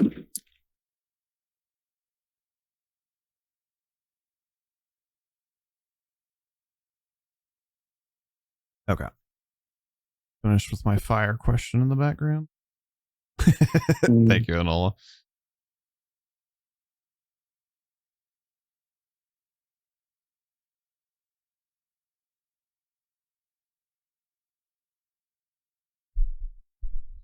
Weird object selecting in progress. I'm working on it. No problem. Trying to make sure I get boat and only boat, not adjacent raft or seabed or something. What was that? And by here too. Well, the minis get left behind no matter what. It's actually both funny and annoying. But it also doesn't apply new physics to them. It just they just stay there, which is weird because in general, Talespire does that. You might want to move Roboto to the raft too.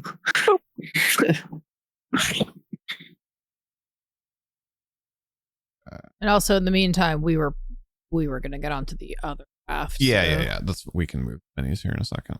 So like there, ish.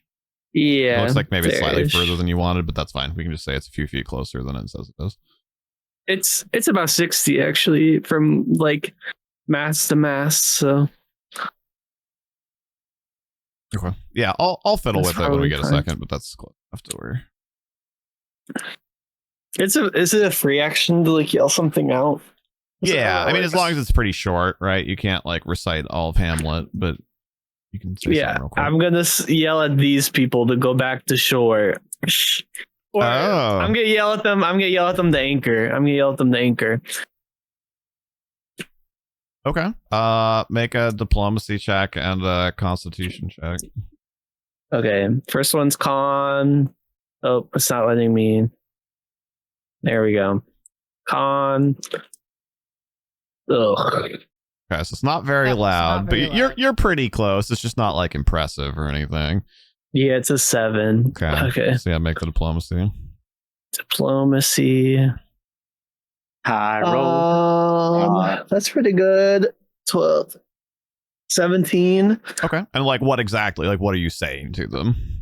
We're like, put your anchor down and wait for me there. We're gonna take care of these orcs. That's what I'll say. So one of them starts to yell back. They're like, drop anchor, you knob, the city's under attack. But then when you say like take care of these orcs, one of the other ones is like, what orcs? Oh god.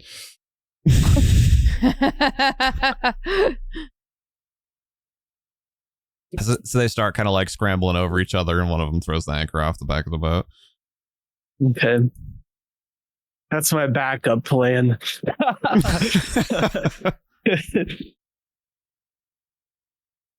How far is that? And then, so sweetie, you're ending up on the other raft also? Yes. Okay. That is, it's actually not crazy far. So here's the other question. And you need to make some strength checks to actually row the boat. So it might not be quite as far away as I moved it because you need to row your boat. It was what? Strength? Yeah. Only, or am I adding like? Well, okay. Or if you have profession sailor randomly, but. So that's 9. Oof. Okay. So yeah, keep wonderful. 10. It's not going to go very far. That's wonderful. I love rolling below 10. 5. Yeah. Woo! Go us. Such speed. Has it gone anywhere? Hold on, roll one more because you said you were spending 2 turns moving it. So. Oh. 13. Okay. So you have Sorry, 14. you spend the first 2/3 of your meta turn here moving the boat. You don't get it very far. Right now it's probably more like here-ish. So your bowl is not going to have a very wide berth right now. You could either spend your 3rd turn and then spend some of next meta turn like trying to get back the boat and like risk the orcs being closer, or you could use you could get off, or I guess because it's right now it's so close that you could get all the way across the rope in one move. So I guess you could also do one more move of rowing and then. Well, that'd be farther away, and then I probably wouldn't make it again. Well, because the use of balance is half your speed, right? Yeah. So, because right now it's probably only like 10 feet away. So, I think unless you like roll an at 20, then it'd probably only be 15. Yeah. Measurements giving a way higher number than how it was actually there is. to? I was gonna say, how was here to here like 20? Because it's measuring like, down to the lake bed. Yeah. Okay.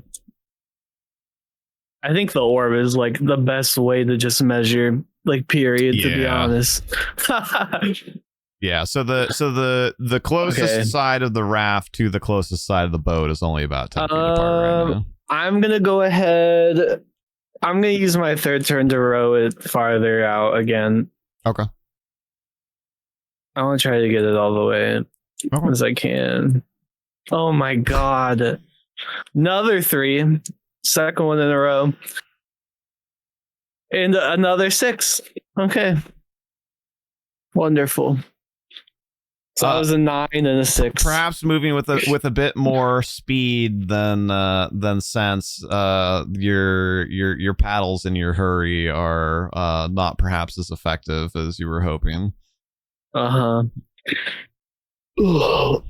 Flashbacks to being underwater and rolling nothing above a 10 the whole time. Hey, at least you're not actually underwater. Yeah. Honestly, at that point, I would just walk on the ocean floor to shore.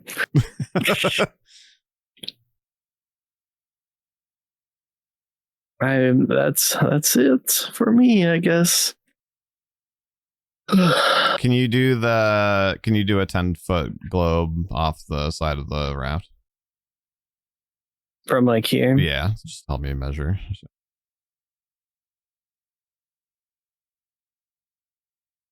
And I'll say you got a little bit further. It's not like you made progress during those rolls. Way-ish.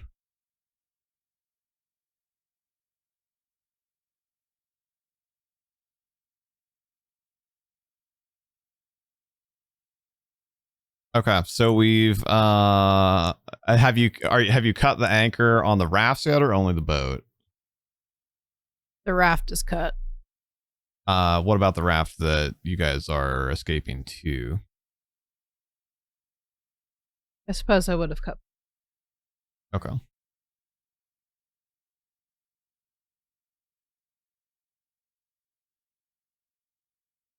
Wait. I kind of give the other one a shove with my foot. Oh, it's the crossbowman. I was like, what is at the bottom of the lake that has -2 health?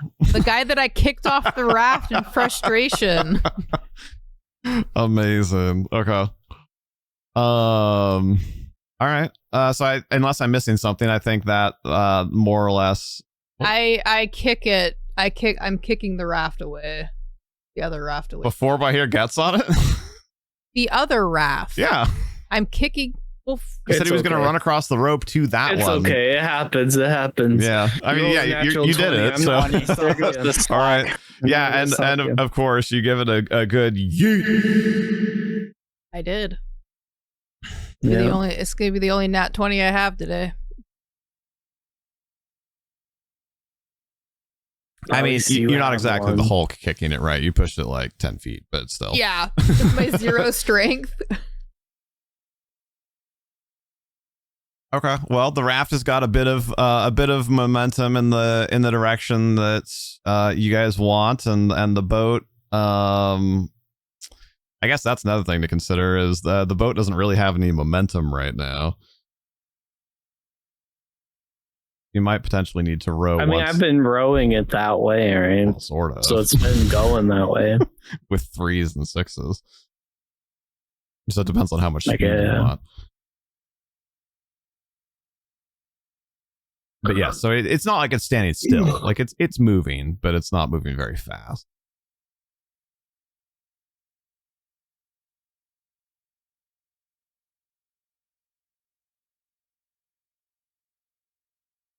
Okay.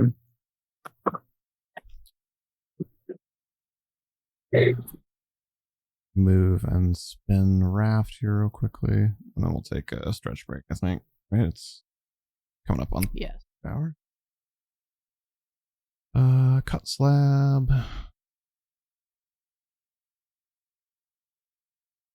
Lift. Spin. Can somebody do a 10-foot circle measure from the southern edge of where the raft currently is? Where did it go? Oh, you can't see it when I pick it up? That's unfortunate. Can you do it from where the orc body is, I guess, and then do like 15 feet? This one? The other one. Oh, the one in the front? Yeah.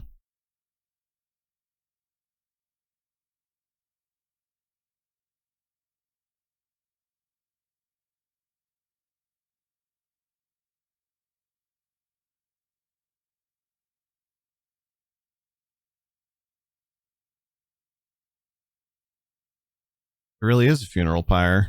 You're sending most of their buddies' corpses back with it. Yeah, there's a couple in the boat by here. There's 4 or 8. Yeah, in fact, were it not for you kicking the other ones into the lake, you would have been sending them all back. Oh no, actually no, you wouldn't. Those corpses would have been on this one. That's a lie. All right, I think that's all that. I think I've answered all the latent rule questions that we had. I messaged Callie about the burn damage and whatnot. Is there anything else that we need to put a bow on before we take a break and then come Are the back? boats on fire yet? Oh yeah, yeah. Okay. I mean, you guys have plenty. I mean, the one I'm on is on fire. I haven't lit it yet. Though. Well, right, but the raft is on fire. Your boat is prepped. Perfect. Yeah. Okay, yeah. I'm ready to go on break then. Okay. I need to go and do the damage to the orcs and the humans that are on the shore. So it wasn't something that somebody had asked me to do, but it is a thing that needs to happen. Over here. These ones that are stuck in the water. Yeah, they're wading their way through the water. Well, and in fact, they're actually missing 2 turns worth of damage, so it's even because I'm pretty sure it's at full health right now. Well, okay. Full health. It's at the amount of health that it was after Drew's crushed half of them. Part of the mountain. 40 of them. Thank you, Callie. I was pretty pleased with myself on the editing of that particular short. I hope it does well viewership wise. I'm glad that people have been getting a kick out of it so far.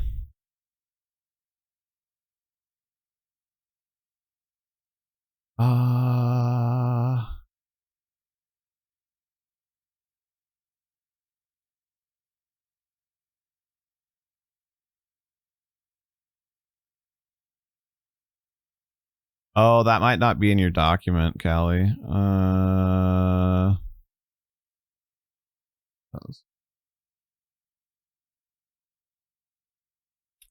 It's in the Unity of the Warforged document under breaking items. It just hasn't been pertinent before, so you've probably mostly been scrolling past it.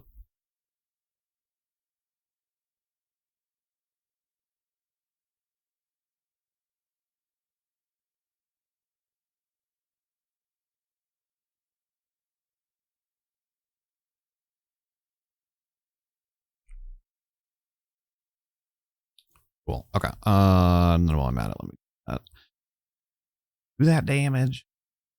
Well, sort of. So palisade is the wall, but the towers are functionally made out of the same like rough type and thickness of wood, so the tower would be the same.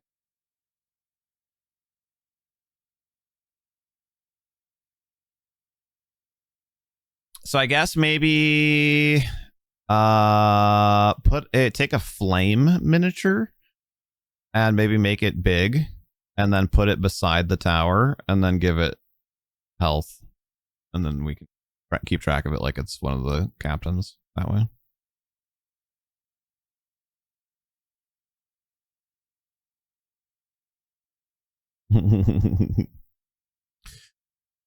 It's friendly fire. I need to get a shirt that says burning boats D&D. Oh god, yeah, since It like seems like every campaign I'm like, I'm gonna burn something. Yeah, I don't know, 15-ish. 2016, something like that. I'm just proud that you managed to keep the mast on this one.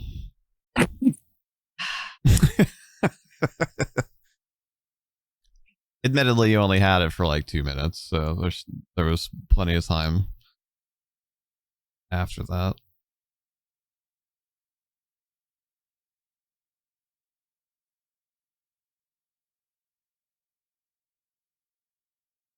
All right, so to the fight over here, you have the human soldiers very much enjoying their, well, soldiers is overselling it. They're not professional soldiers. The human militia is enjoying having the advantage in some aspect of this fight, as the orcs are continuing to wade their way through this water, and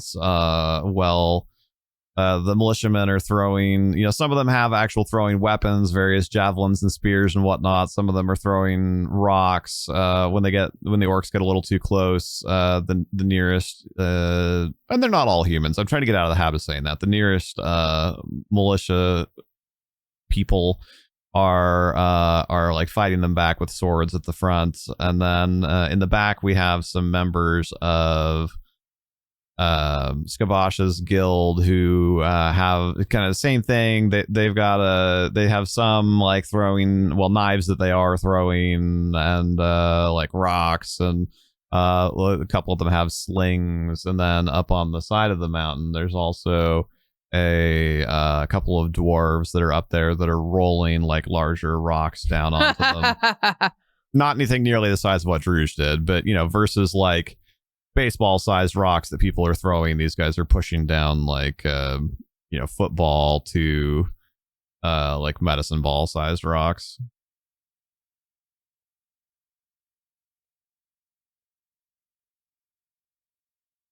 So in totality, and let's see, I need to do 2 turns worth of damage to them. So that would be 2 there, and then that would also be 32, so that'd be 64, but then they're taking more damage because they are in the water. Well, they take 76 damage.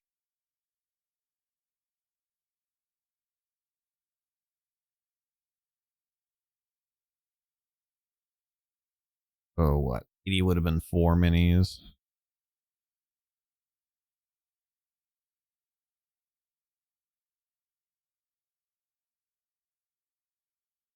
First of them get taken out. Actually, the way I was describing that, we'll do the 2 in the front, one kind of in the back from rocks. And they have some javelins of their own, and they do manage to get some hits in on the humans and whatnot. So the humans are definitely, gosh dang it, the defenders are definitely not without casualty, but they're doing very well for them. Where? There you are.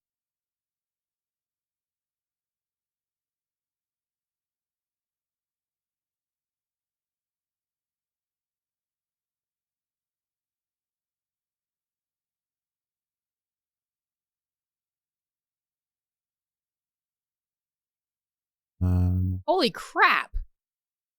Because it's 2 turns worth. I know, but more of those guys went down than those guys went down in 2. I mean, that's the way that's always gone. It was much more even here than it was almost anywhere else. So we're literally probably going to lose the fight because the orcs are bigger and stronger and meaner. That's how orcs orc. I don't think we're apparently smarter too. I think Capstone's just gonna get wrecked, guys. How things have been going. Not necessarily smarter, just much longer. They're prepare. Flying in the sky. What do you mean? Well, that may or may not be their own doing.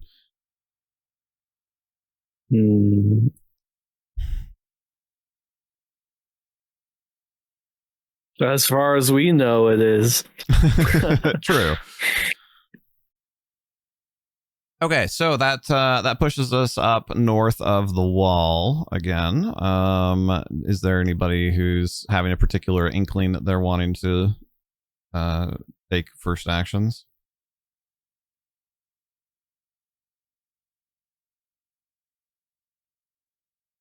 So the captain units are single units? Yeah. So I can trample. Trample takes feet. You can overrun. Overrun, yeah, sorry. But part of overrun is they can choose to avoid you. Mm-hmm. So overrun is good for forcing movement, but unless there's like some other tactical advantage and to you that. don't have a weapon in your hand anymore. Nope, my horse has become the weapon. I am GTFOing to get something. Well, and also we need. Oh, right. Never mind. You're not unconscious. What was? Hold on. We left off though with like, oh, and we'll have to see something about Amras. Yeah, a roll to see if I stay in the horse when Amina gets hit and she rears. Oh, yes. Yeah. So make that handle animal check. All right, my handle animal is actually a lot less. No, than that's just wrong. Don't listen to me. Your ride check. Ride check to stay in the saddle, okay. Handle animal to calm her. So we need to do both, but do the ride check first because you can't really calm her if you're on your butt. All right, plus what? No, plus more because my military is 13.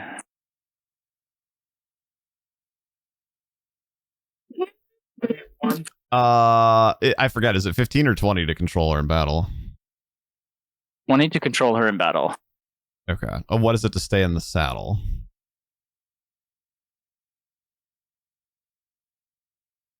Oh, why did I close the ride tab? I do that a lot. Not necessarily with ride, but just kind of in general. I got it. Stay in saddle's only 5. I mean, it's probably more if they're bucking. Like 5, I think 5 is just like literally don't fall off the horse while it's galloping. But it would be a 10 or maybe a 15. So either way, because you said that is 15, right? Yes, with my bonuses and then the 2. Yeah. So you do manage to stay in the saddle just barely. I mean, like one of your feet comes out of the stirrup and you kind of like maybe bend the tongue on the side of the saddle a little bit as she like really bucks you, but you just barely manage to stay in the saddle. Now go ahead and make a handle animal check to try and calm her down. Right, Amina, we're going. Thank you for giving me everything you have. 18. No, not 18. Sorry. Where is handle animal? 7. Oh God. 23. Yes. Yeah. You after all of your time working together and various buckings and other trials and tribulations that you and Amina have been through together, you managed to you've learned better how to communicate with her and how to calm her and kind of where to pat her and how to what tone to use to whisper in her ear, and you actually not on the wounded side. It still takes you. I'm gonna say that that takes one of your turns to like fully recover from that, but you do manage to stay in the saddle and calm her down, and like you're ready to act normally for your other 2 turns. All right. what else would you like to do? If you can ride by and pick up your lance.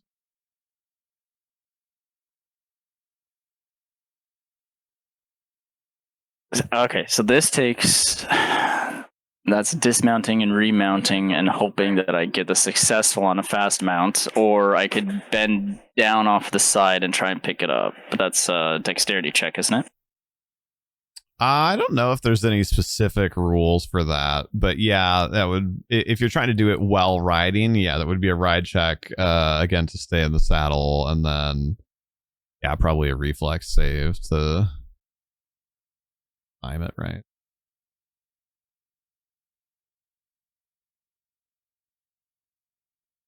Okay.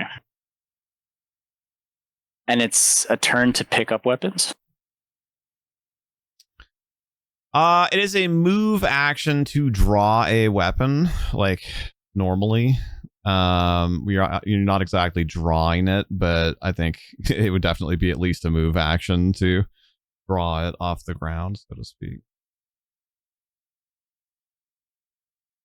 Okay, so she moves, that's her move. To fast mount if I succeed, that's free. Then to get back on fast and I succeed, is that also free?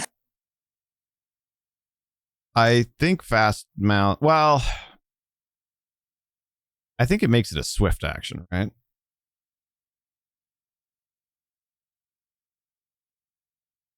Fast mount or dismount is you can attempt to mount or dismount from a mount up to one size category larger than you as a free action.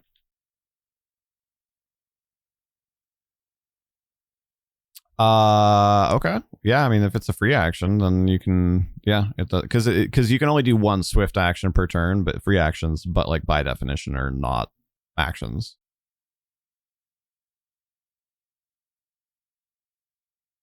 Okay, I have to roll a lot of wins here. I'm gonna rear her to pick Well, up it's the same thing. You would need to take the disengage action for your first one, unless you want a lot of attacks of opportunity. No. So your first turn was getting her under control. Your second turn presumably is taking the disengage action, and then your third turn is doing like whatever free. So disengage lets you move up to twice your move speed. In this case, Amina's move speed.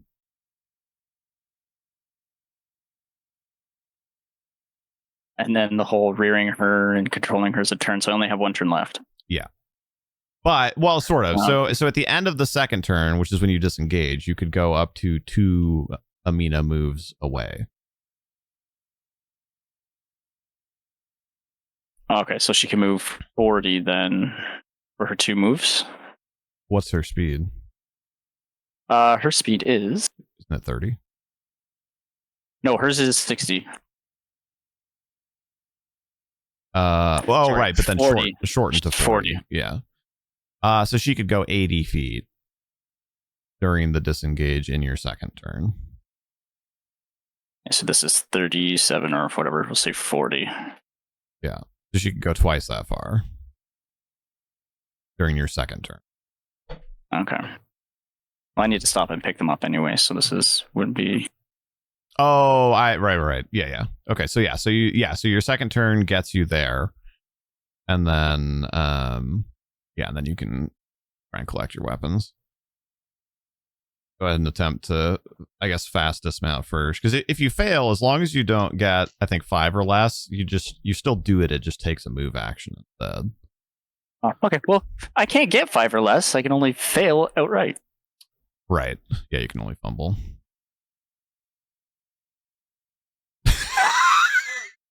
Yep. Magnificent. Okay.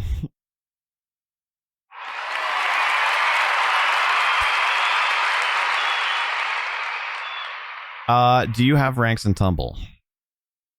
Who needs tumble? No, I do not. And you need skills. Yes, that's why I was asking. I have nothing. That does feel like a short. Amlas, can you just write a Trello for 2:26:30 into the session? Amras has predicted 1.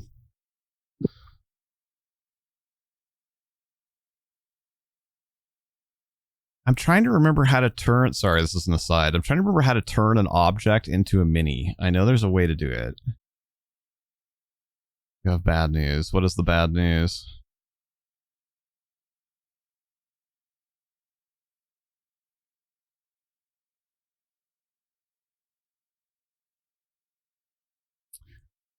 Did you? Oh, no.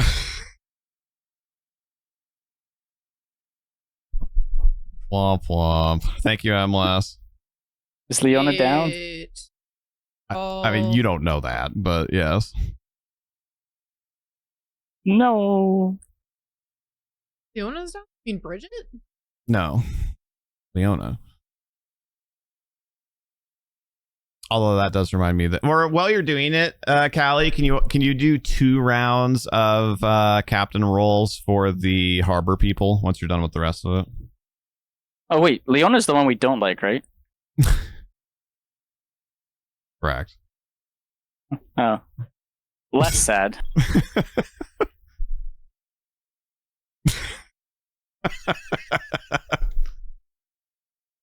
Hey, that means Rubato might be able to get his book. Well, or the only person who knows where it is dead. I mean, he's just gonna sneak in and try and find it. God, this is annoying me.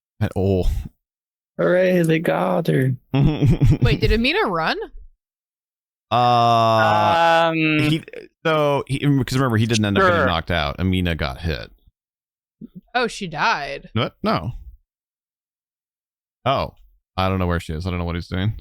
You want me to get back on? Oh, no. Pixie was just confused. She went. Excuse me. She went to get our pizza and came back and was like, "Wait, where's Amina?" So okay, so you don't have tumble. Nope.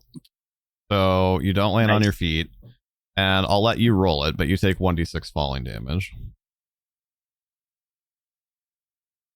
1, 1, 1. Roll low. Roll low. Could be worse.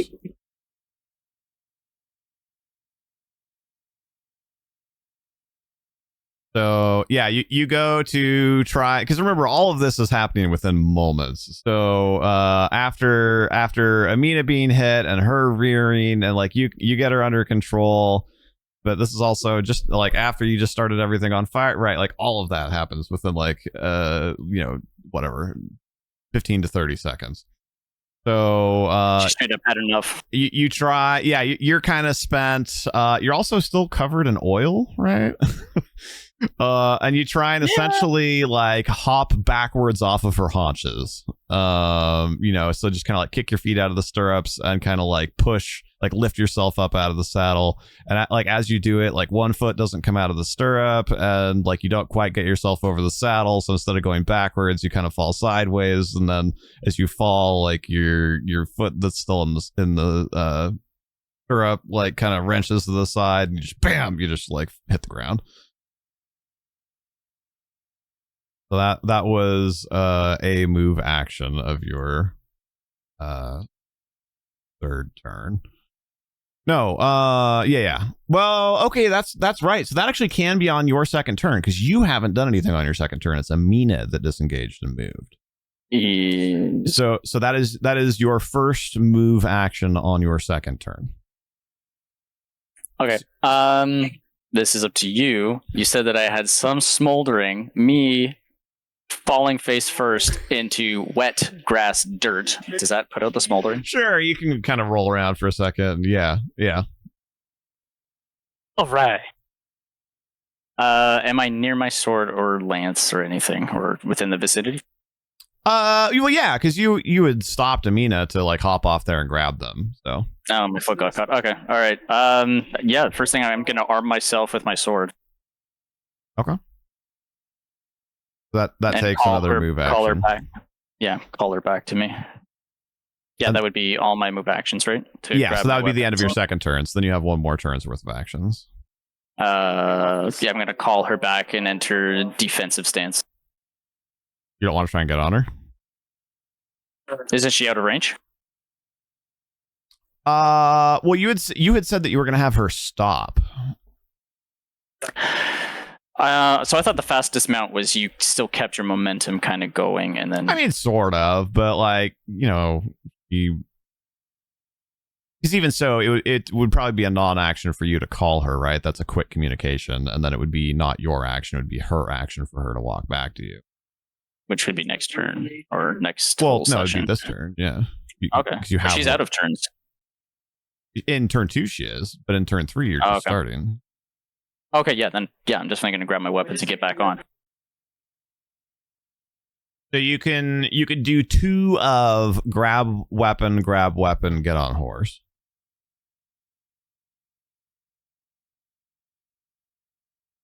And I still have 1 more. So yeah, so it's up to you. You can either have 1 weapon and be back on Amina, or have both weapons and not be on Amina.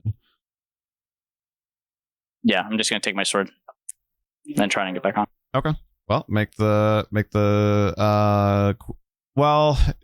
quick mount attempt, and then if you fail, then it's your other move action.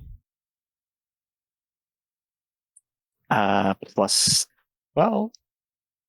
It's 20, so you do it just barely. Okay. All right. So your pride and your backside bruised a little bit, but that's amazing. I didn't know it would do that. We should have used that when she was bucking. That's great. And then she still has moves on the 3rd turn. Yeah, I'm getting the hell out of here. Back to where I made the breach. Okay. She can move 3 times speed, 40 or 30, 40, 120.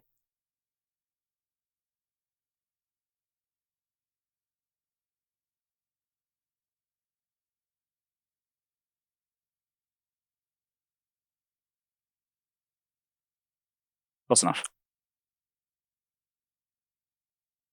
This Talespire Tuesday, we're talking about turning props into creatures. I stumbled upon... Sorry. I'm looking at a video about how to do the thing with the flames, and that tab was not muted, apparently. Oh, there it is. God dang it.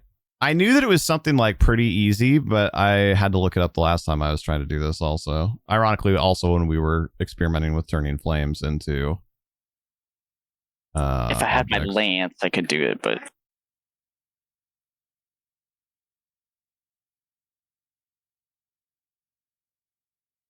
All right, that's it.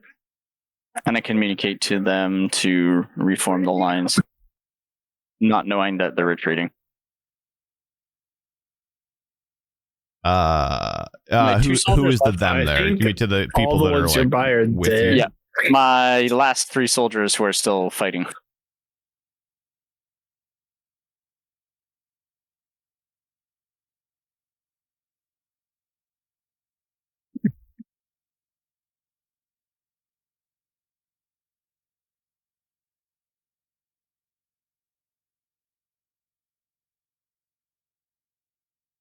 There we go. Did it.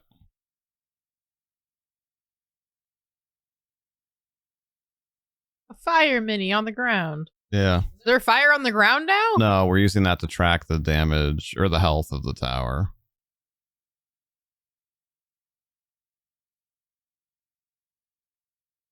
What Callie had done was fine, but I knew that there was a way to do what I was trying to describe, so then I was just a man on a mission.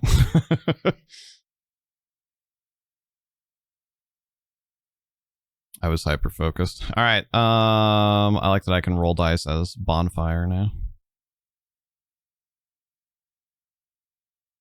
So that gives us looks like we have Elithril is back actually. Good timing. We have Reyna and Elithril's turns still to deal with.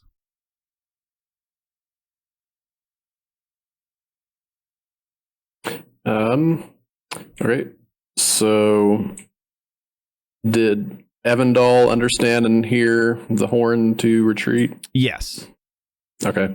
Yeah. So, Bridget called a general retreat and then ordered specifically the nearest captain to her, which is Landon, to try and hold his position at the flank. But theoretically, everybody else should have been starting to pull back to the gate. And the eastern flank did start to do that, but the center did not. You're saying this one here was supposed to hold? Yes. Okay. Correct. Okay. Yeah, which they are almost all dead anyway. So like she had to order them to their death. Gotcha. Okay. So I guess a round would go by, and Evandal would order another shot over towards the wolves, and at that point, Elithril's eyes go from like the glowing yellow-green back to normal as the entangled spell would fade. Okay. And Elithril will just kind of look over towards Evandal, I suppose, seeing that not much has changed and doesn't look like it's going to be a happy ending. We have failed them. We must cover the retreat, head towards the center gate. And they'll both just use all of their actions to start heading towards the main gate. Okay. So if you run, you can go 120 per turn. So you can probably make it, honestly.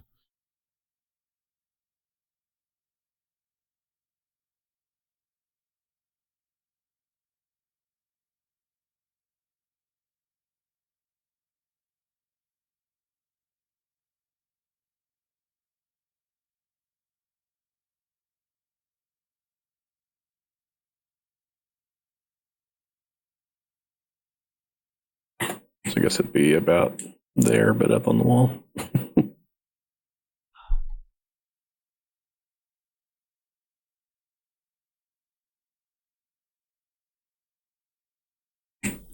All right, I think that'll be it for us. So yeah, it looks like we almost got there. That's roughly the amount.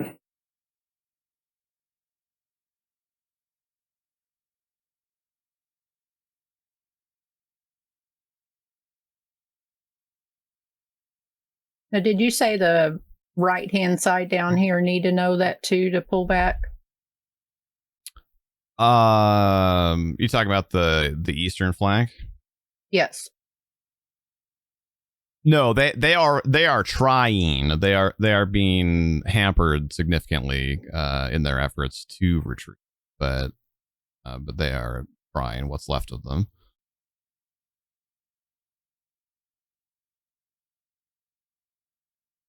I guess since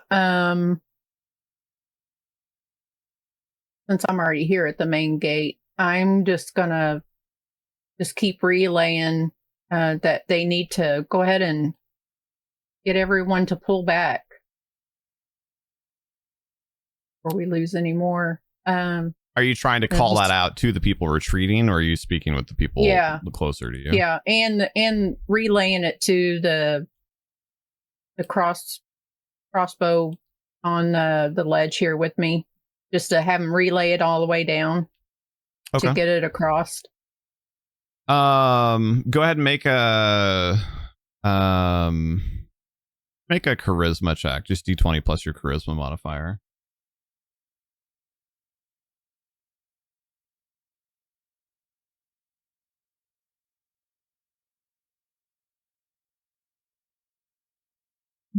Gotta be plus.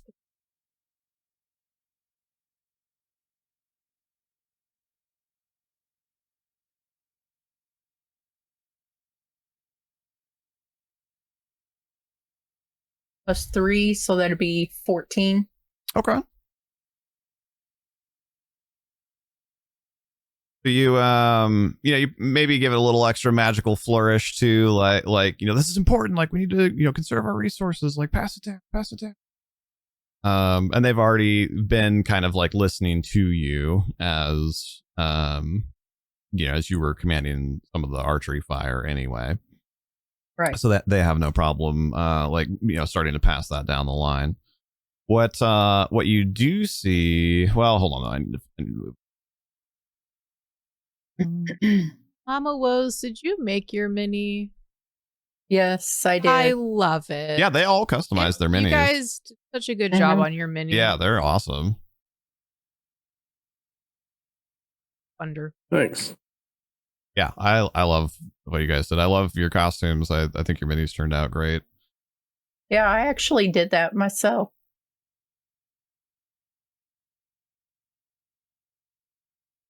The boys are teaching me well. They're teaching me well.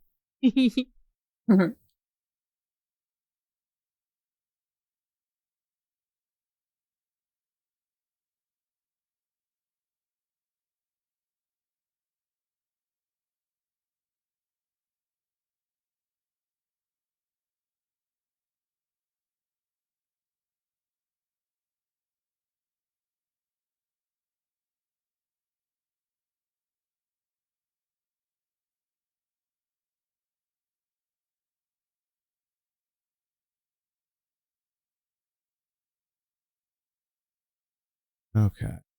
And then these crossbow orcs. Awkward part there. Guess let's do it this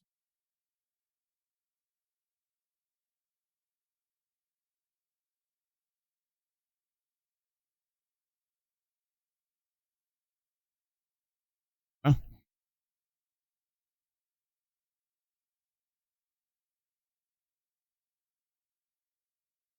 Same thing here.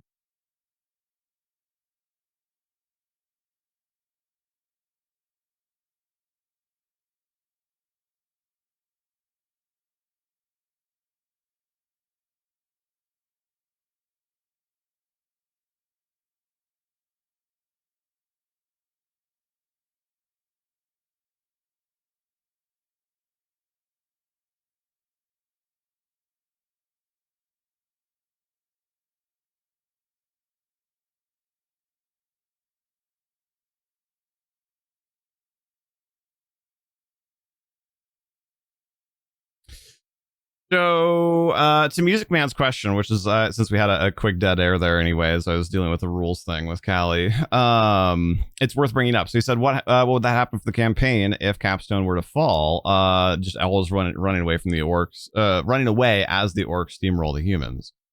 So obviously the human and other defenders have taken heavy casualties here, and to follow your kind of like theory through to completion would be like if the human defenders were to be wiped out completely. Two things. One, there would probably be even a bit more just kind of general casualties inflicted by some people in Capstone as they try to defend their homes and whatnot. And realistically, like the orcs have also taken incredibly heavy casualties here. Like even if all of the humans that were out here right now dropped dead, like right this second, the orc casualties are probably in excess of 60% at this point. Like it's quite a bit. So I think if you've ever played Risk, right, like, one of the things that you run into is just like, well, I have enough troops to capture the adjacent territory, but I don't have enough troops to leave some behind in the territory I just captured and capture the next territory. So there would certainly continue to be problems with the orcs, and of course the orcs would be trying to reinforce themselves and whatnot as well, but it's not like there's just going to be a tidal wave of orcs sweeping through the whole kingdom, because there were, I don't remember what the math worked out to, like 1,200-ish of them here.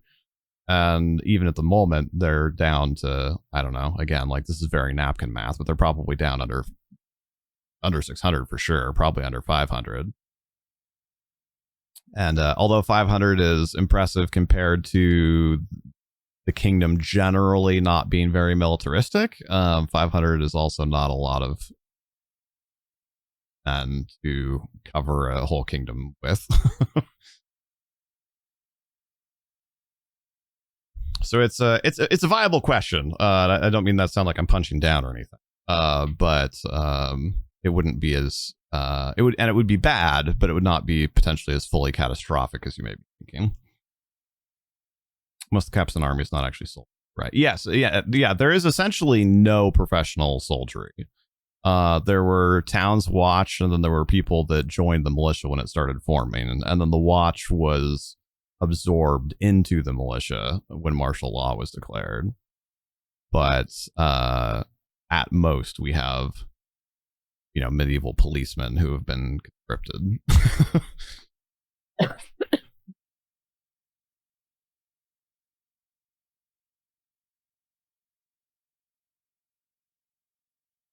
Going on now? Well, so I wanted to address that because it was a good question, and I think it bears, especially when things are looking potentially a little on the bleak side, it bears giving some context that it's, we're not necessarily talking about changing the face of the whole planet here. It is bad. It could potentially be bad, but it's not necessarily that bad. I mean, like, what's going on fight-wise? Right. And then the other thing that we were doing in the background there was, frankly, I fumbled the ball and forgot to mechanically apply the effects of the entangle. Oh. So Callie is doing that right now. But the cavalry fight is actually going... It was actually going pretty well anyway, especially with the archer support. But it is going much better now.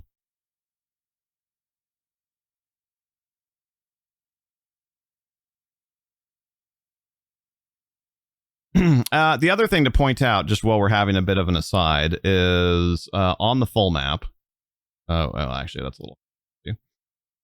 But there is another garrison at Kalen Tower guarding the mountain pass. It's a fraction the size of what was here at Capstone, but there are also some men there, and also that is a relatively narrow mountain pass to try and hold. So there's, if nothing else, from kind of a invading army standpoint, that would be another speed bump in the humans' favor.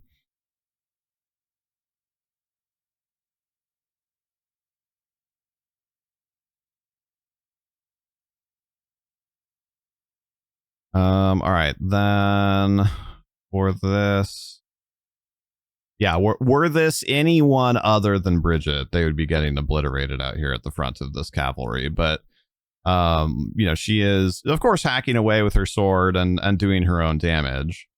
But her primary skill is in not only protecting herself, but very much kind of being the Aegis of this, or Aegis if you prefer, of this cavalry movement, riding the lines and placing herself between friend and foe and blocking blows and trying to continue rallying the troops. And she's essentially just trying to get the Landon and his troops to hold the flank long enough for the retreat to take place, / for her to hopefully be freed from this entanglement with the wolf riders, so then she can come and help cover the retreat.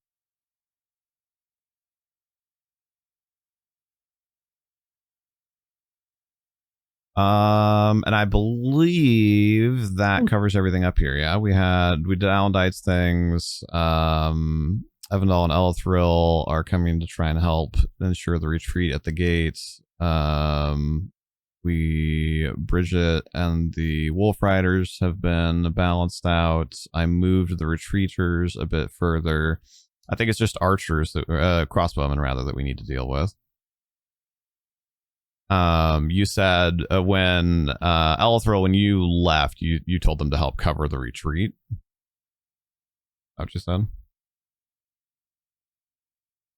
I don't think that they were yelling at any of the troops necessarily. I think he was just talking to Evandal. Okay, so you guys just saying take to off go to help. go. Yeah. Okay. Mhm.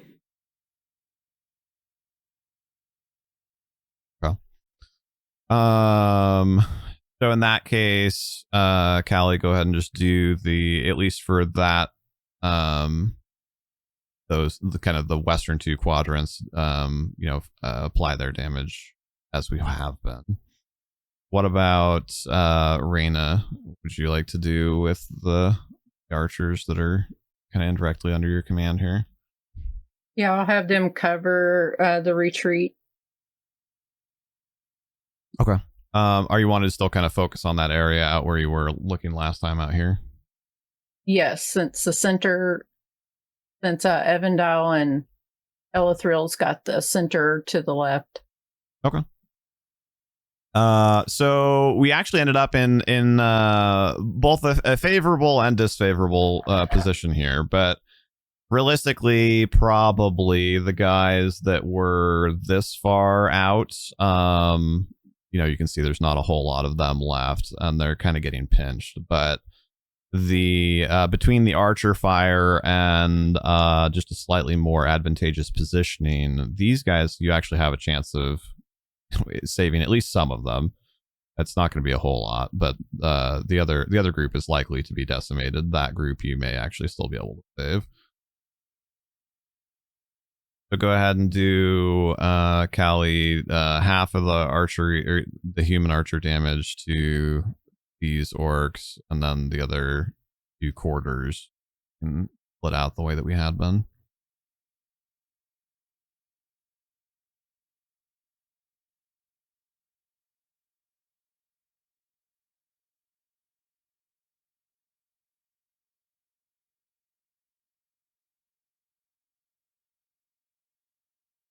Awesome. So I think it's just that, the fire damage, and then the new turn's captain rolls left up here. And the whole time, too, I haven't been talking about it a whole lot because there haven't really been any player characters positioned near them. But, there's pages and squires like going back and forth, and the commanders are still up in the towers, like helping direct fire and like trying to send reinforcements. And, the command structure isn't just Bridget, who's been tied up with what she's been doing. There are still the 3 commanders that are like helping to coordinate things. So I believe that takes us back to the harbor and hopefully the execution of our plan out here. I guess we probably here want to start with Druge, because you getting to them and then whatever Order you're going to do matters. after you get to them, kind of matters for what everyone else is doing. Okay.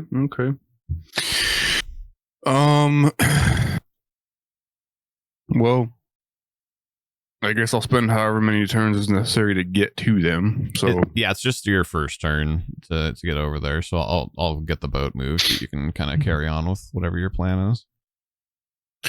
All right. So I don't really know what they're doing.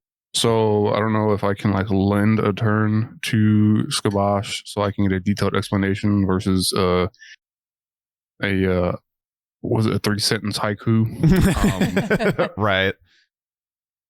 So if that's a thing, I will lend one of my move actions or whatever they're called, so I can get a more elaborate or more detailed explanation as what exactly they're trying to do. I don't see why not. I think Rouge. We're So I'm like waving my hands. We're sending fireboats after those orcs.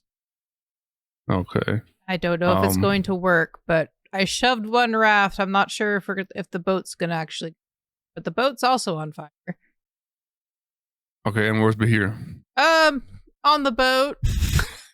The boat is on fire? Yeah, he had to row it over there, and then we had to have the boat over there somehow. So you might want to get him so that he doesn't drown, because he almost drowned earlier. I don't think he can swim in that armor, that fancy armor that he paid so much money for. Yeah, it's not gonna work. I mean, this armor came out of party funds money, so I mean, we all paid for this armor. Mm-hmm. Yeah, you guys yeah. hear that? You guys hear that voice? That's crazy. Where'd that voice come from? You hear that? And so what? But do you here's guys like do? bargaining for his life here. He's like, "Hey, you guys all paid for this armor. Come and get it." I mean, I'm gonna try and help Rubato Yeah. and Ava onto the boat first, and then I'm gonna hop on after, since The boat, as in your my boat, the boat you're on. Okay. We don't want to be on raft this is going to get raft. abandoned. Yep. We don't want this raft. This is an orc raft. In fact, I would set this one on fire if I still had the stuff for it. Okay, and so the raft is just ahead of you guys. You pushed off. Yep, Just trying to give us some momentum. it's on fire and has momentum. All right, Yes, well, the raft is on fire. The boat is positioned, but he specified last turn that he had not lit it on fire yet. No. Okay. All right, yeah, hop on, and then I guess we'll spend the back half of turn 2 rowing to Bahir. I don't know how close we'll get.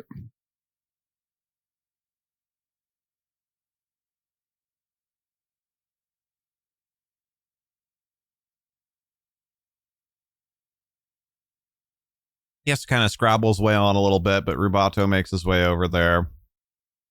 I'm sure Ava can hop on. Problem. Not a great roll, but I think she has quite a bit to jump. Yeah, she has a +10 to jump. So. Well, there's also 8 of us on here that can go. Well, yeah, exactly. So it's pretty tight them up and put quarters. them The down. like absolute maximum capacity of this would be 10. Okay. So that's actually another thing that you're gonna have to deal with here is there's about to There's be now an 10 of 11th us. person getting on. Wait, is there rope on this boat? Yes. I will stay on the raft and tie rope to the raft, so that we're not over encumbering the boat. For the Well, raft? okay, but here's. Oh, you're gonna tie the raft to the boat? Is what Yeah, you're I'm thinking? tying the raft to the boat. Got it. Very So good. my concern with that is that going to slow us down in terms of our ability to, like 20 feet, 25 feet type of thing. Oh yeah, Per fine, move fine. action turn. We'll just hopefully not totally overburden the capacity of the. Well, so what I was going to say is I think somebody's going to have to like hold on the side in the water.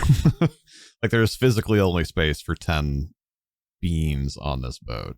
Well, when we go pick up Bahir, he can just hold on to the boat. Well, but Ava and her bots are both small, though, right? Oh, okay. So, like- Fair enough. That's true. They could be on like. Fair enough. Yeah. people's Well, we're boats. already kind of squeezing Like, people, one but of them called a halfling, just saying. but I yes, mean- we can let them squeeze a little bit more than everybody else is. Yeah. Oh God, they're flying. And remember, you can ride something that is one class larger than you. It's true. They can ride on Drew's shoulders, yeah. Yeah. Okay, so everyone's on the boat. How far? So can we get to Bahir with the back half of my second turn?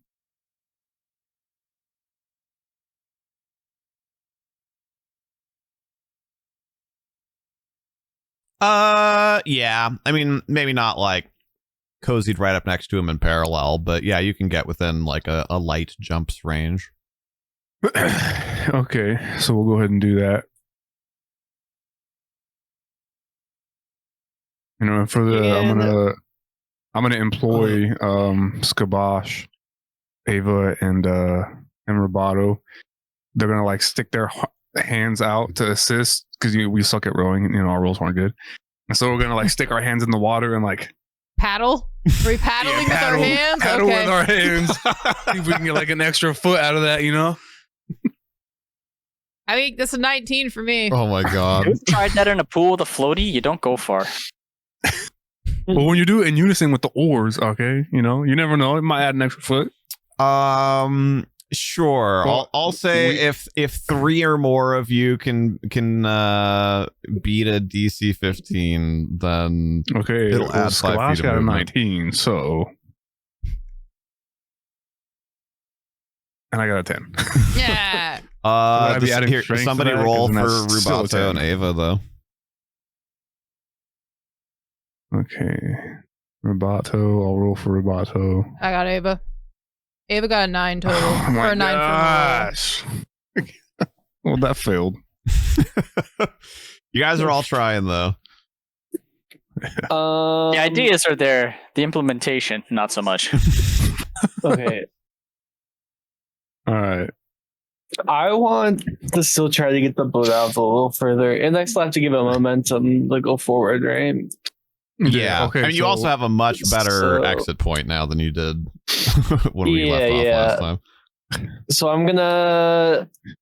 Whoa, I'm just gonna do my first turn and see how these rolls. Oh, you're still going. Okay. I still have one more time. Well, so you don't have to You're finish still all of yours right now, though, Dr. Huge Time. Unless there's something specific you want to do, you could let him row, and then you guys could row up behind him. I'm gonna be moving farther away. Hopefully. He's trying to get more momentum to send it closer to them. Yeah. So the plan that I had in my head, which was probably going to require a DC 20, but but I was going to say, okay, we need momentum. I get it. Ram the boat. I'm gonna turn to the guys that I just rescued, and I'm gonna say, I will be the first one to step onto this boat. I need a few others to join me. We may not make it out of this, but that's a risk I'm willing to take. Some of you may die. No, I'm just kidding. Was that line from Shrek or whatever? Yeah. Yeah, some of you may die, but that's a risk I'm willing to take. Exactly. So appropriate coming from Farquaad 2.0. Oh, thanks. Right. But yeah, so I'm gonna try and briefly explain to those guys, like, look, this is what we're trying to do.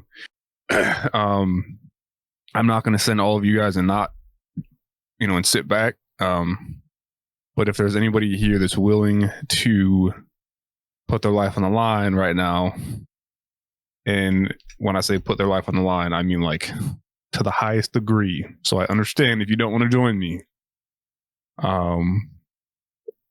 We would need like 1 or 2 others to help get this thing moving.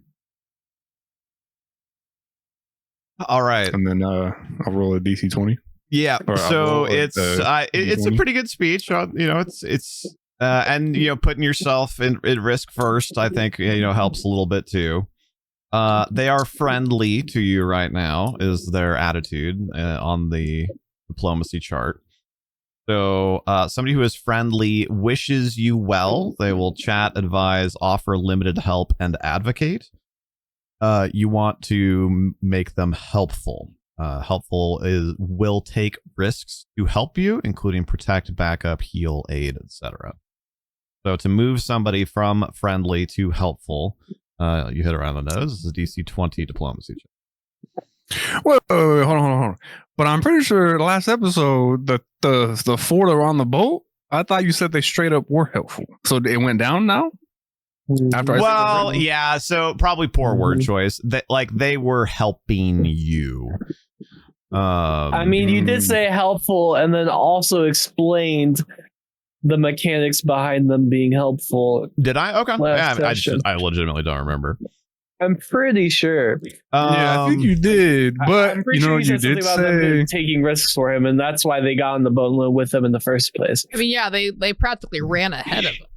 Now I will defend you in this situation. You did say after we retrieved their friends, they were less enthusiastic because they were more concerned with their friends. So if you want to bring them down to friendly and potentially kill us all, it's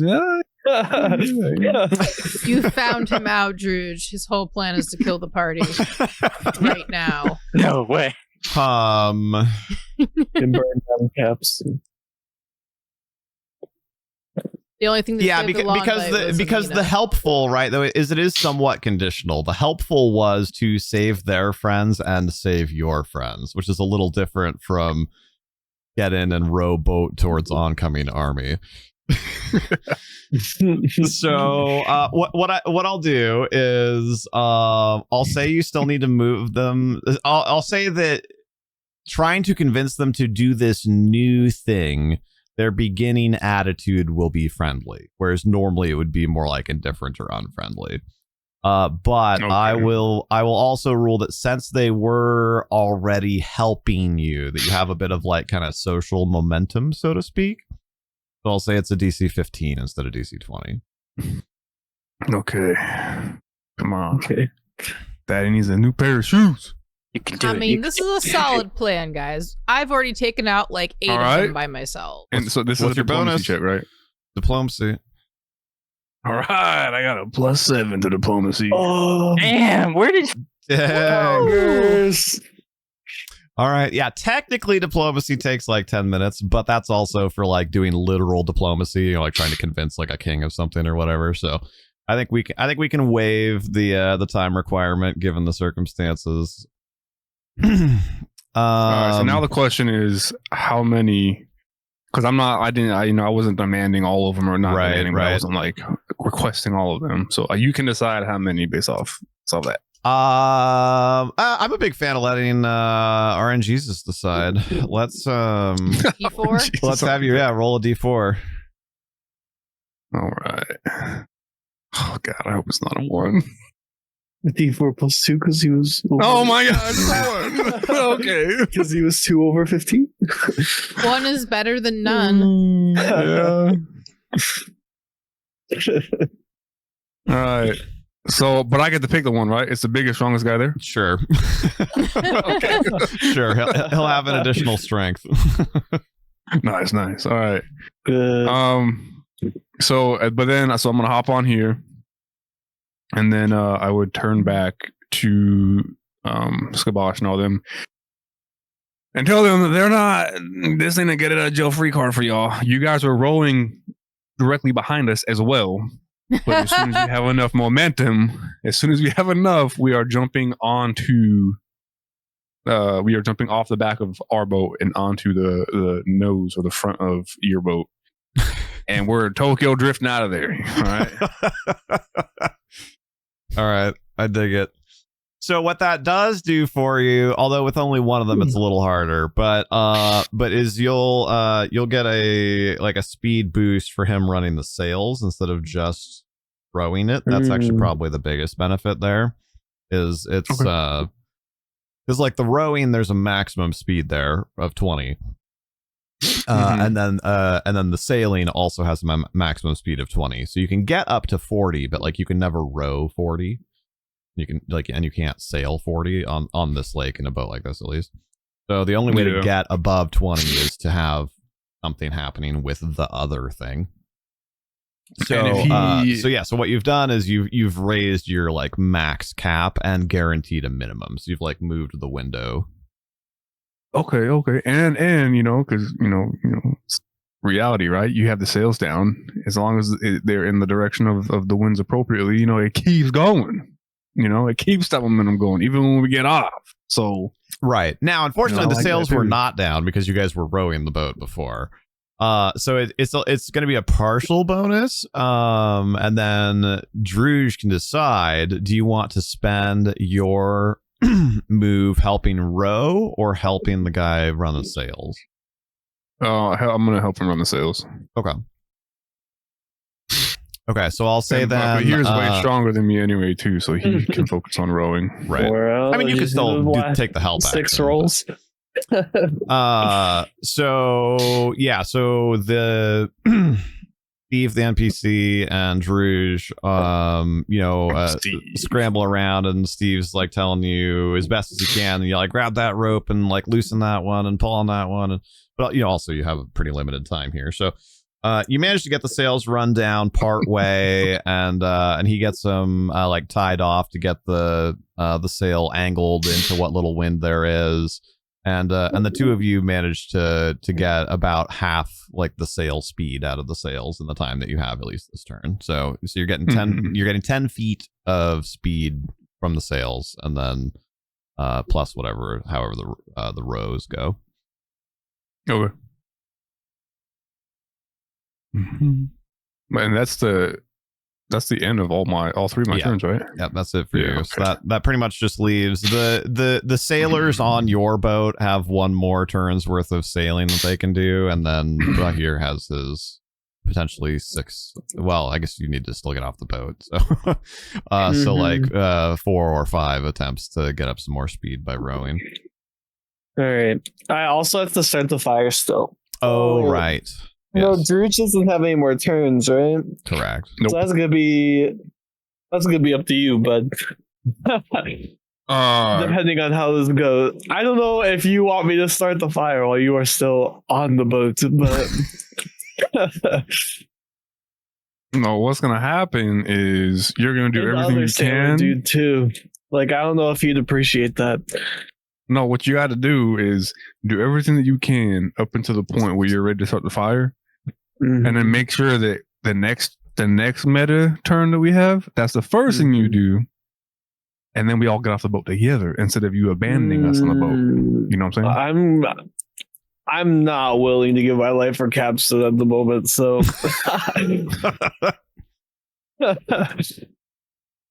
Better not tell I Jude have that. other things I want to get done with my life. All right, here we go. Rolling. Move the boat. Okay. Oh, 13? Not bad. We're trying to get 15s, ideally. Oh, well, that is bad then. Garbage. Oh, There we go. 21. Okay. Oh my gosh, you rolled that's a 2. high number. So that's another 5 feet of How speed. much do I need to go? Okay. How many do I need to do? So you could get up to 4 successes would be the maximum like rowing speed. Okay, so that's 1. I'm gonna roll 2d. 20. Doesn't matter what order. I can just roll them all. Oh, yeah, I think that's fine. Right, I so mean, I rolled 2 you're already. prescribing that you're going to spend that many actions doing it, I guess, is the downside. But otherwise, So I rolled it's fine. 2 already, so I want to roll 2 more. I'll just roll 2 more. This is my next turn. Hey, 16 and 15. Nice. Okay. And then I got 1 more, and then I'm getting off the boat. So 1 more. 11. You need to do a picture of this before we move on. Yeah, we should. How do I do the It's F6 to get to picture mode, That was weird. and then you want to hit the button to. All right, stop measuring for a second so I can do a picture. Not Thank me. you. Okay, what am I doing? And then you click the little button above where the camera is, and it'll hide the screen. And then you hit F12 while that's hidden, or it'll hide the HUD. Okay. Continue measuring. Yeah, I don't know who that was. It wasn't me that was measuring. Well, that was me. So how big of a thingy do you need me to make them? So I had 3 successes, so that's 15 feet, right? Yes. So you guys got a total speed there of 25 feet per move, which we could do the math if you really want, but it's it's going roughly walking speed now. Okay.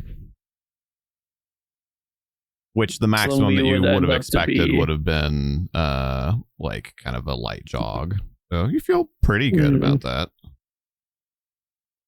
Okay. And then are we just gonna say like they were still following us behind so I can like yeah, back? that's like was Okay. explicitly was the plan, so Gotcha. And then I have to go ahead and make a jump check. Taking 10, that takes longer, right? If I took 10. yeah, and you can't take 10 for something that has like dangerous consequences, essentially. Oh, okay. Okie doke. Well, there's nothing dangerous about this. Oh, okay, I'm good. That's +6, so Okay. Also, actually, everybody make me a spot check. I 22. forgot to have you do that this time around.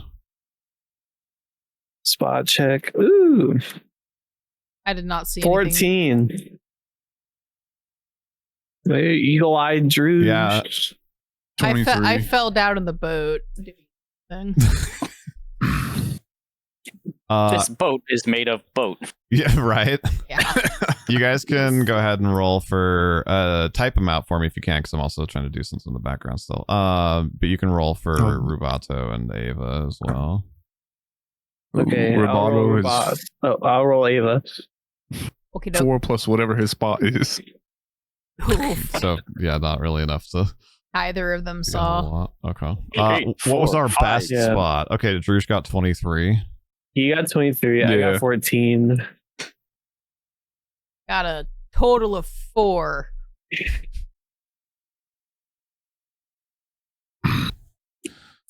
Need like one more minute. You guys are. I'm doing okay, but you guys are slightly ahead of me. They're flying boats. Oh, no. They're subterranean boats. They're going under the water. Like a submarine would be. They're coming out of the mountain. Bolts are about to hit us and kill all of us on the boat. All these D4s of damage are taken.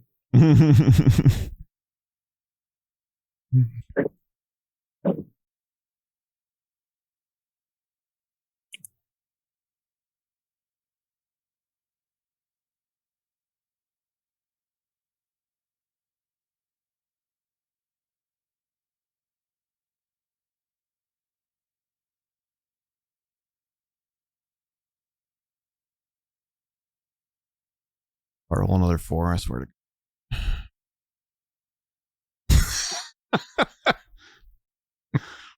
Alrighty then. It'll make sense in a minute. Terrified. They have cannons. We're dead.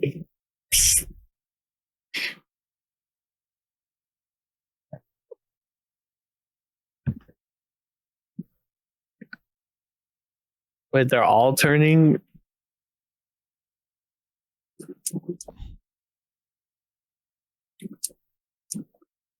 What's happening? Okay. Well, I can't 1 see is north, because 2 I is fell east, over. 3 is south, 4 is west. Let's have Bahir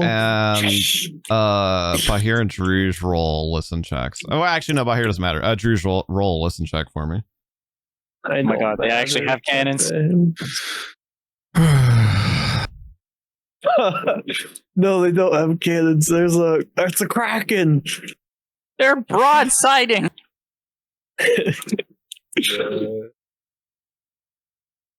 So that's 13 total. Okay. So it's a little, it's not real clear. It's pretty broken up. But like kind of echoing across the water. Like you hear voices yelling, just periodically you catch like a word here and a word there. You know, it's kind of like a conversation that's a little bit too far away from you. But you hear like in Orcish, you hear like, you're like, push on that one, like pull on that one, like idiots. They don't know how to sail.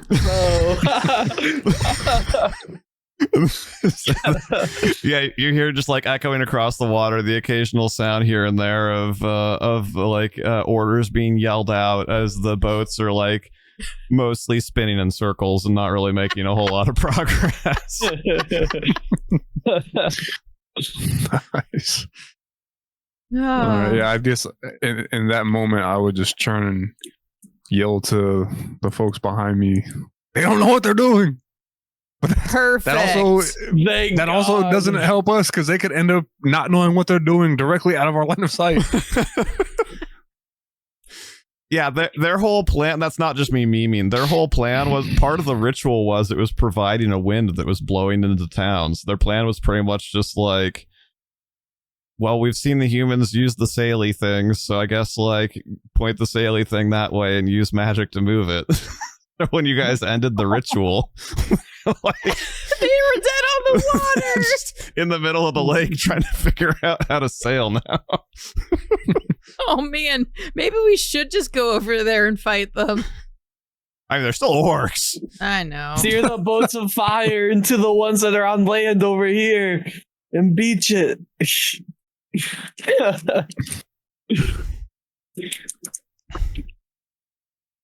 So, all right. Yeah, so I was rolling random directions for what directions they had managed to sail in, and I rolled 4 on 4 out of the 5 of them. So here's my question. Are they... So that wind was providing them with movement. It was. Are they spinning in circles right now, or are they actually sailing? Well, so they're because the wind more or less stopped. Like there's like barely more than a light breeze now, and it's coming. It's coming from the east right now, so it's blowing east to west. Which like you could still use that to make northward progress, but again, you kind of have to know what you're doing with the sail to accomplish that. So they're like kind of sort of catching the wind and also like trying to row it, but like they're overcompensating, so then like they get it turned too far and then it catches the wind and the wind blows them in the wrong direction, and then they try and like spin it with the oars, and so it's just like an uncoordinated mess right now. All right, cool. So with that, I know it's not like my turn, but I would turn to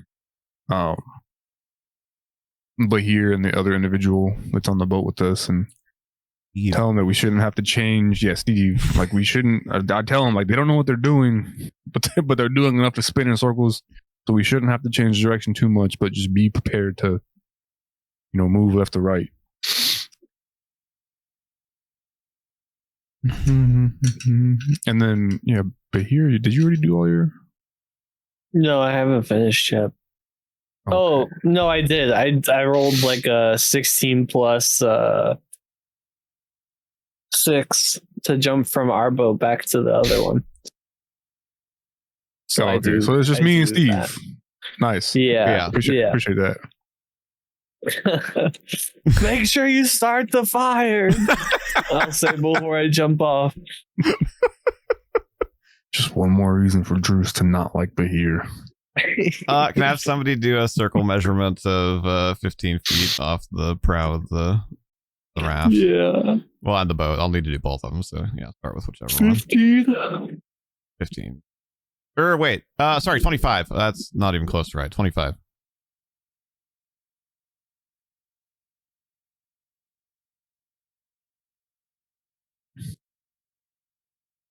There we go.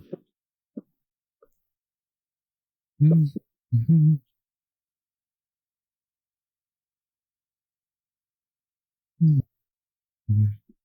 Oh. No, I'm floating. Why is there a piece of the boat? Somehow I didn't pick up the rope and some of the other stuff. Yeah.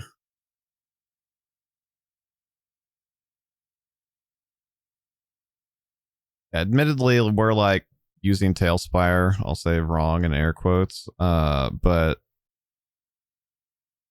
I really wish that there was a solution for selecting groups of objects.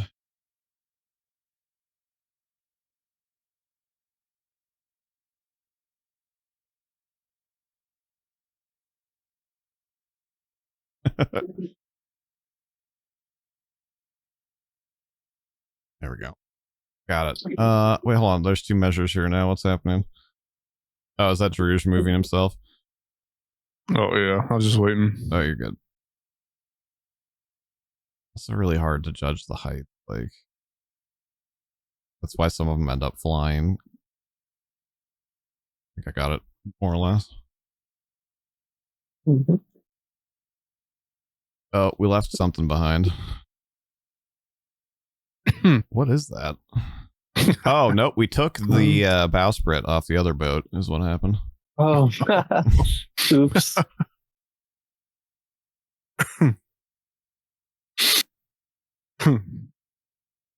It got stuck.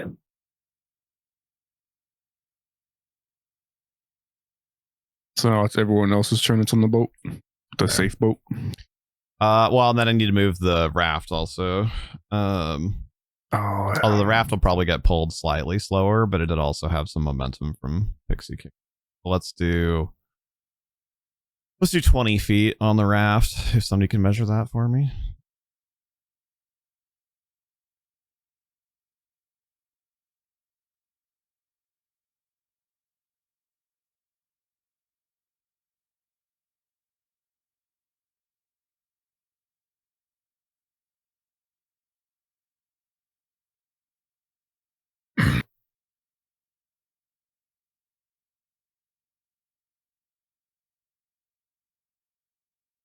There we go. Excellent.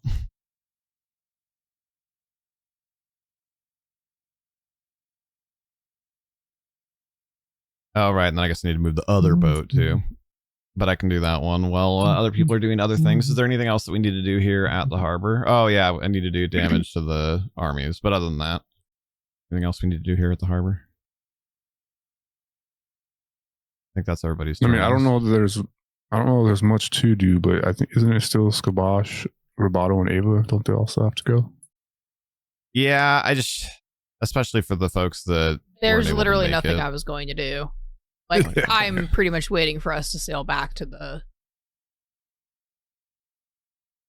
dock. Well, to the front gates. I'll watch the armies fight first. Watch, not help. Well, I mean, yeah.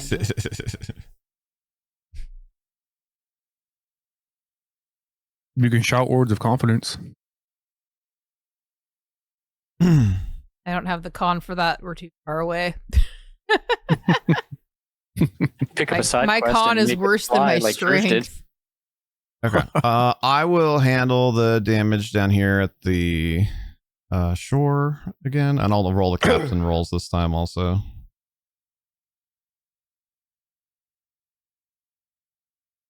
What was Callie rolling for? Also. I think he's getting started on potentially on the next round's damage up, or maybe he's doing last round's damage. I'm actually not sure, but he's doing damage up north. Got it. All right, then here's my thinking time wise. I think we do one more turn up north, and then I think we'll have time to come and do one more turn down here, and then that should put us somewhere in the neighborhood of 8:30, 8:45 my time. Mm-hmm. But we'll see. If it takes really long Sounds up good. north, then we'll just end after that. We'll kind of judge how it's going. I'd love to let you guys kind of see your boats into the nether here, but I also we're trying to end a little bit more timely fashion. Okay, so neither of their captains died. Oh, and actually I just thought of something. There should have been 4 less. No. 8 less damage. Humans last time. And that actually worked out really well. 40 again.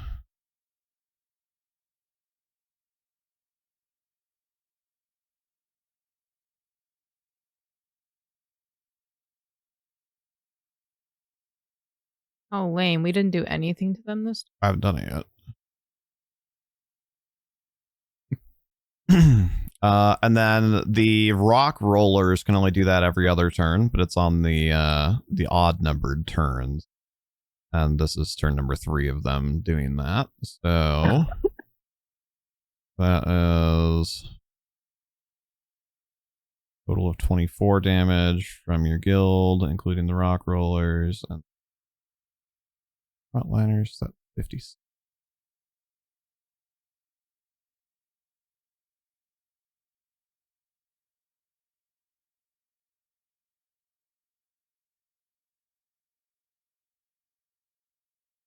That's another one in the back. I guess I should move all of them forward again, but you get the point. Yeah, we did. Oh, there's one. Yay. We got one. No, you got 3. Hey, look at that. And remember, 3 is 12. Killed a dozen. Dang.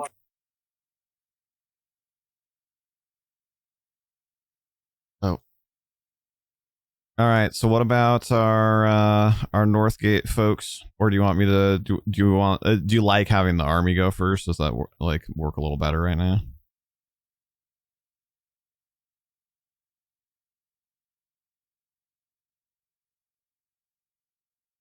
Fine with whatever. 10 feet. What are these guys walking? Well, the humans water are and trying to sand. like mostly hold the high ground, and yes, the orcs are very slow because they're in like waist deep water right now, and they're mucking through lake bed sand in that waist deep water.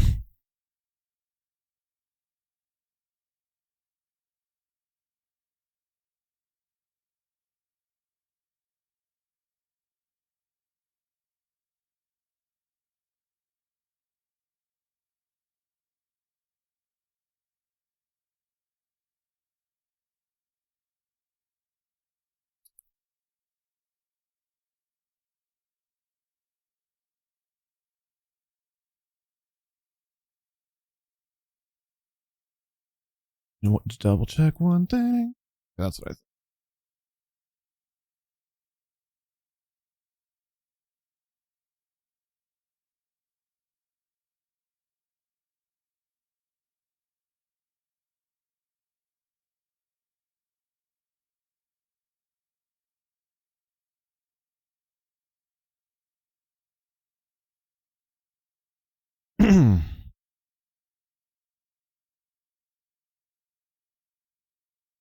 All right. Oh dear. Yay! Okay. Excellent. I'm like out here at these. All right. So with the are those? We know where the other orcs are that should be with this one, since he still has 95. Oh, it's the archers. Okay. That's fine. They'll just get killed off over time to the archer fire here in a minute.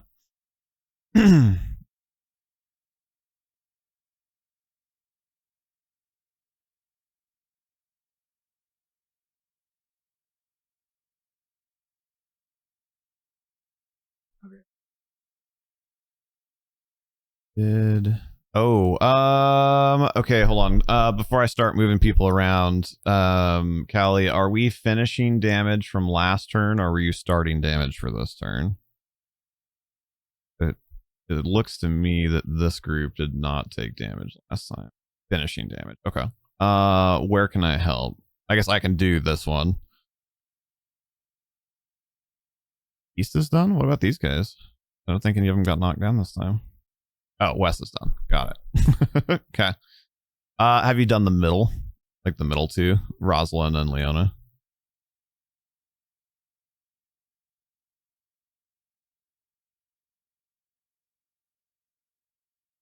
You're there. Okay.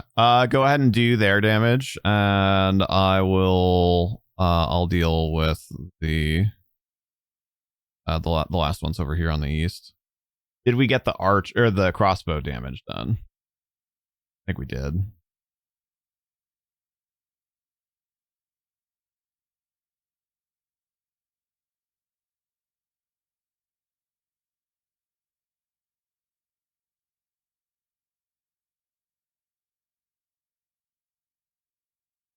All player damage is done. Okay, so we're just dealing orc damage. Okay, yeah. So if you can do Rosalind and Leona's, then it looks like Vincent actually doesn't. Well, I'll probably take a little bit of archery damage, and then Gareth is probably about to meet his end here. Okay, yeah. You get the middle two. I'll get the east two.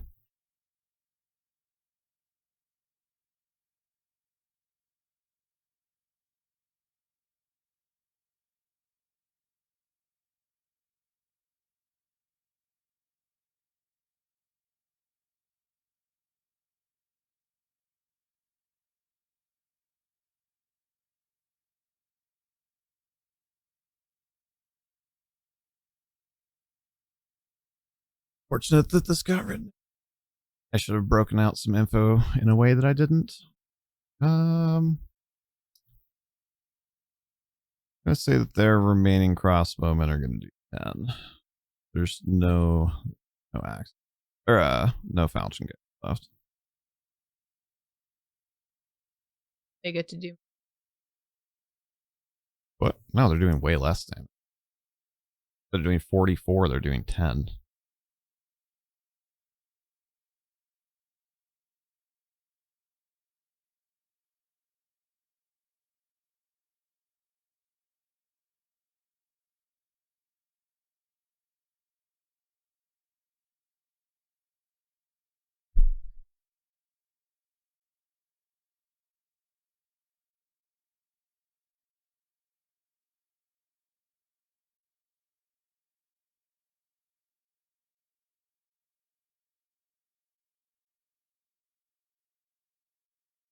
All right. Caught up with that. That is caught up with that.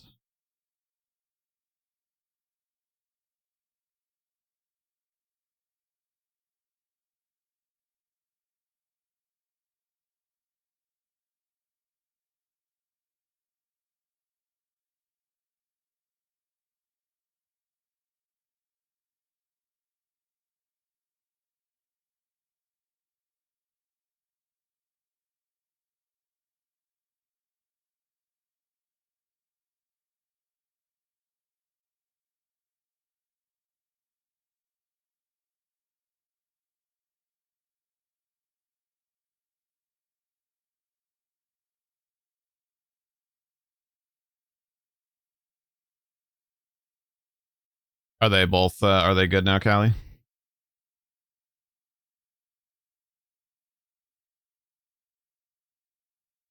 Okay, I see. You're knocking down the last of them right now.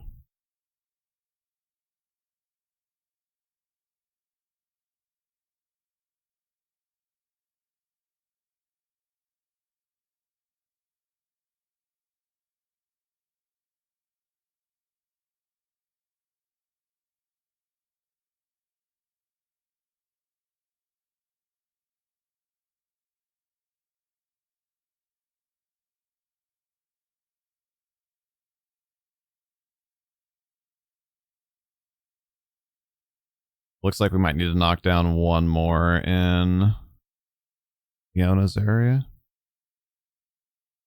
1, 2, 3, 4, 5, 6, 7, 8, and 11.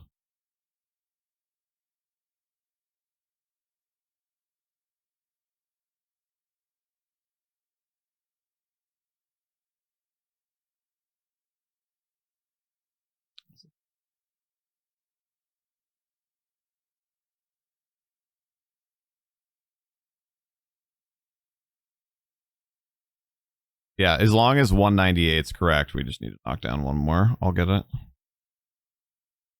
Double up. There we go. Okay. Sorry, we had to finish clean up there from last session. And is Rosalind done?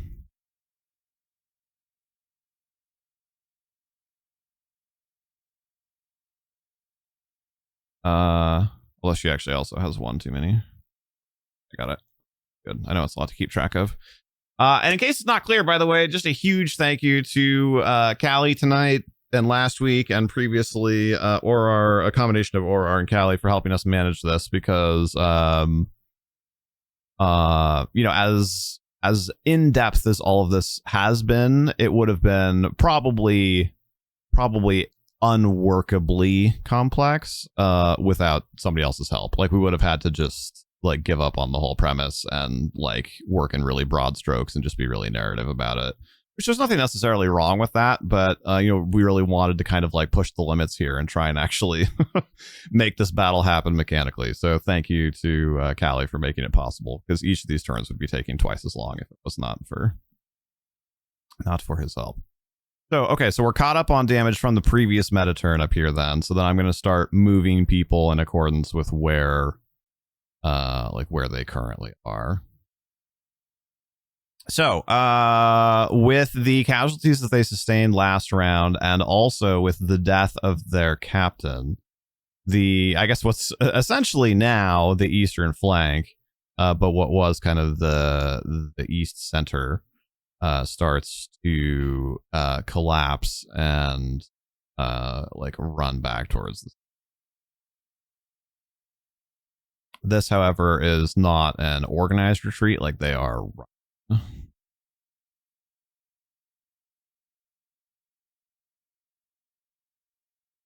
I mean, they probably should be running, to be honest. Yeah. If they want to survive. Well, some of them will die because they ran also. Because running makes you flat-footed. So no option is a good option, which is part of the reason why they were trying to like have a fighting retreat.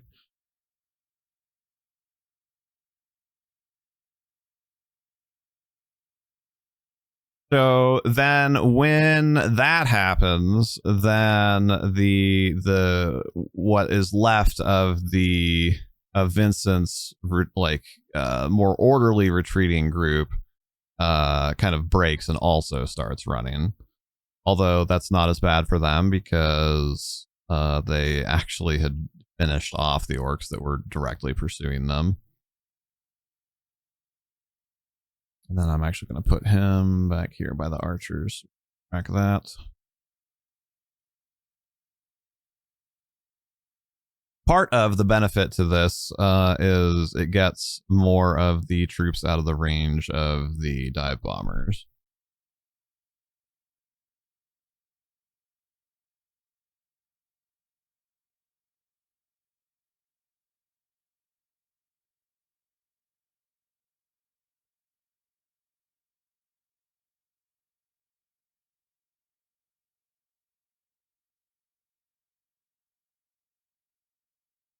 And I don't know how much you guys know about siege weaponry, but they don't run real well.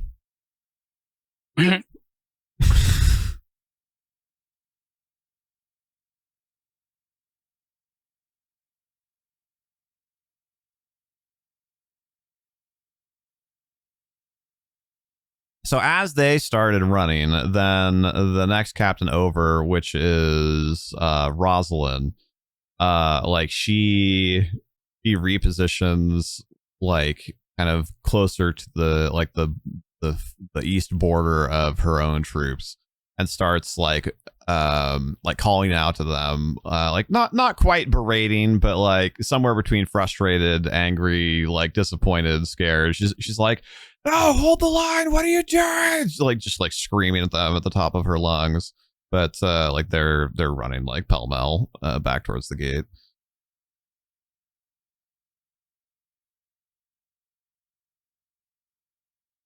Like fools, we've almost got them in the center. Which actually was correct prior to Leona dying and them breaking.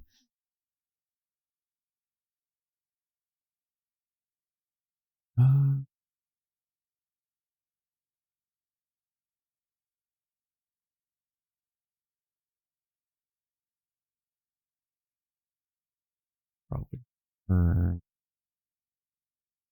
Oh god.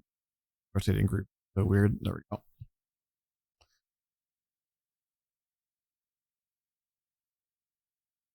Hey, they're gonna pick all the rest of them.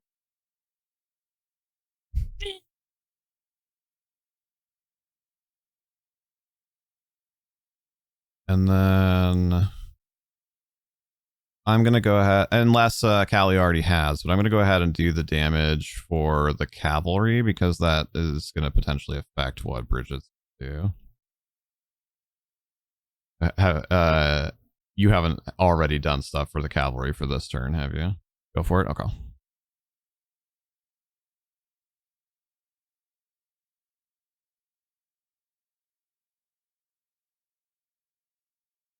Not a 100.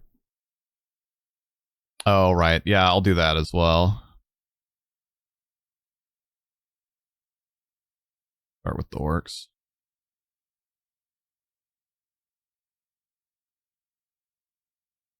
Also, nope. And then attacks that Bridget directly suffers. Oh, okay. So there is a 20 finally. Freaking great. But just like everybody else, they have to roll to confirm. No. So she does get hit finally. Not that any of you really know it, but like one of the wolves finally gets some teeth through her. What would it be called? But like the shin guard on her left leg.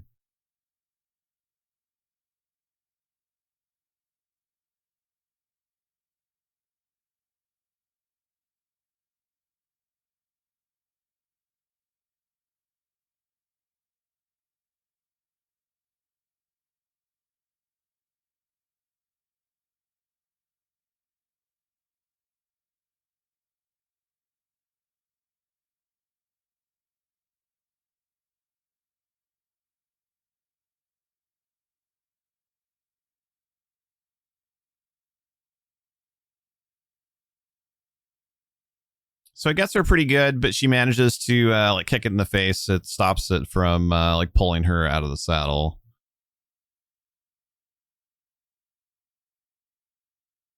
And then the actual cavalry.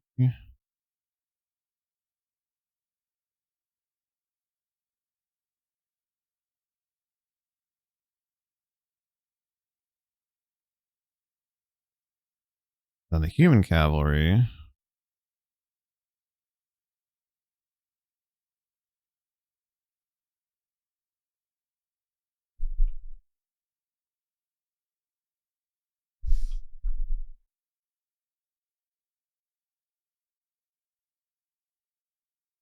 No, they're not actually. There's only actually one, well, I guess two knights out here on the field. The rest of it is just light cavalry that is like under her command. So okay, the cavalry is not quite free to do what they want. Oh, well, I guess. What if we do archery damage? I know that's getting further into the wings of messing with what we're going to have to help Callie keep track of, but it matters quite a bit, obviously, if Bridget can get freed up here.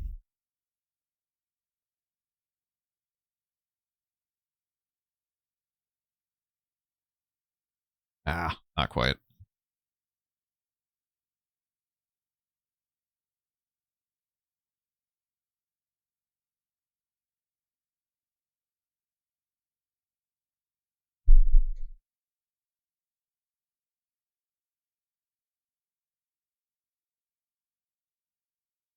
Okay, they are very much winning the cavalry fight at this point. They're at this point like encircling the last remaining orc riders to stop them from breaking off and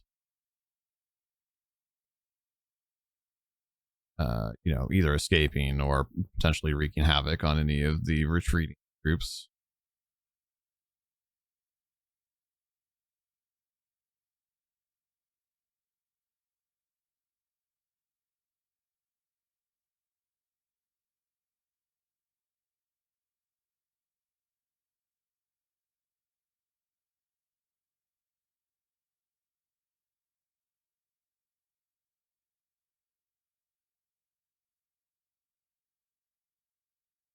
Then I'll deal damage for the westmost flank also, and then I'll leave the rest of it.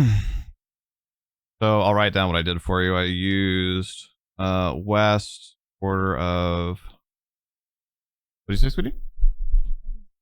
Oh. West quarter of archers, cavalry plus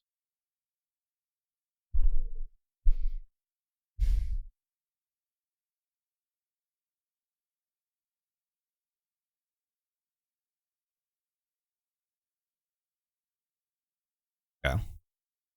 No, they are no longer entangled. I did the cavalry though. That's all done.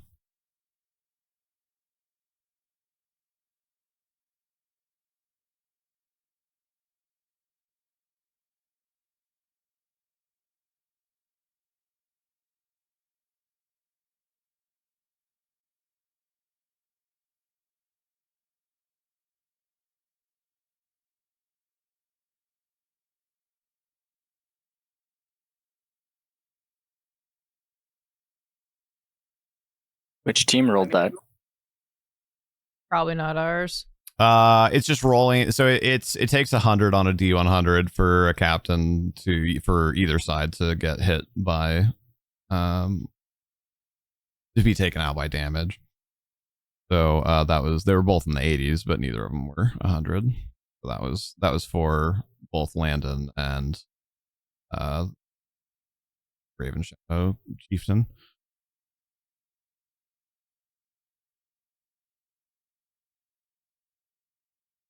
Sorry, I know this got a little crunchy.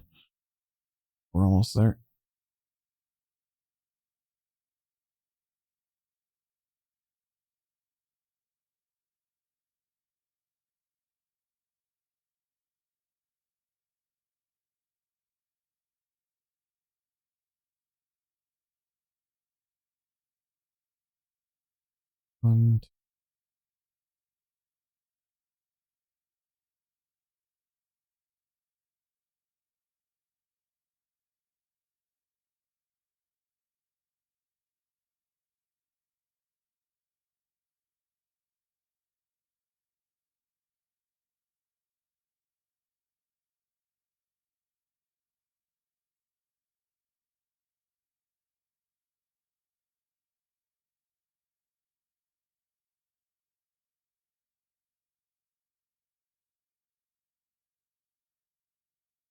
Oh, wait. Actually, I lied, Callie.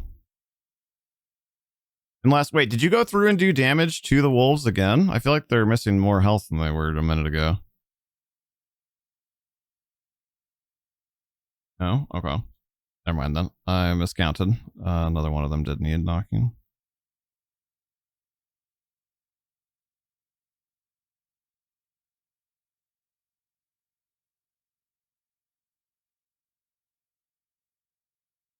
Normally I would have just said, like, we'll do this off screen to keep things moving, but since we're down to the nitty gritty, it matters having it done in time to, like, make decisions on things.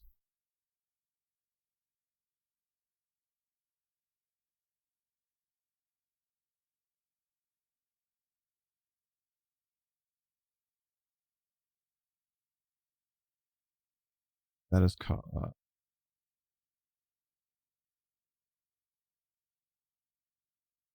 all right, so getting the remaining, the last final defiant, the chieftain of the Blood clan that is out here with his wolf riders fully encircled.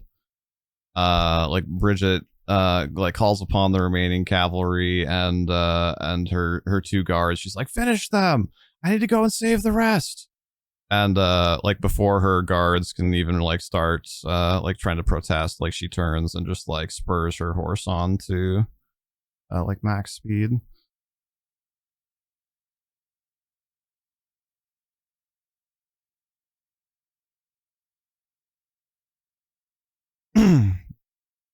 As she rides by to the what very little is left of Landon's troops, you know, like she calls out to them. She's like, fall back, join me at the gate.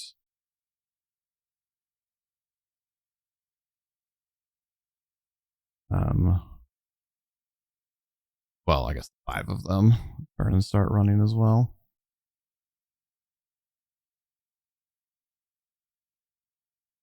And that should be everything west of the Mississippi, so to speak. So there's now no longer anything currently in range of the gliders for that tower. I did all the cavalry stuff. I did all those. And then did you already do this round's burn damage to the tower, Callie? Or do I need to do that?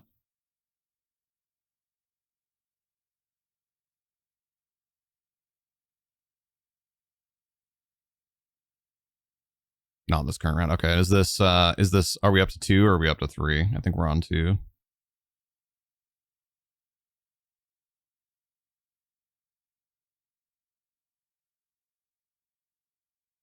Should be 3. Okay. Ooh, nice. Oh, that's good, right? I mean, it might not be good for us. No, that's the burn damage to the tower. Oh, I know, but usually when the game master says that's good. But no, that's good for you guys. Uh-huh. The tower is now quite visibly like burning. The last couple, like the last orc or two that was like inside of it that hasn't already been burned is like at this point more for escape than anything else, is like trying to climb up the tower to like jump off the edge as they have been doing.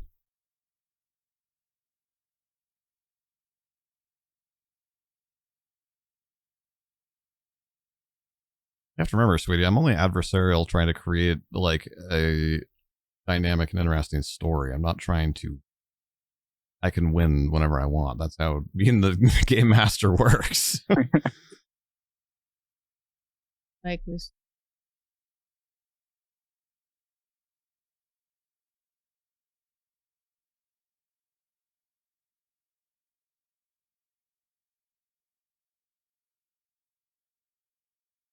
Right.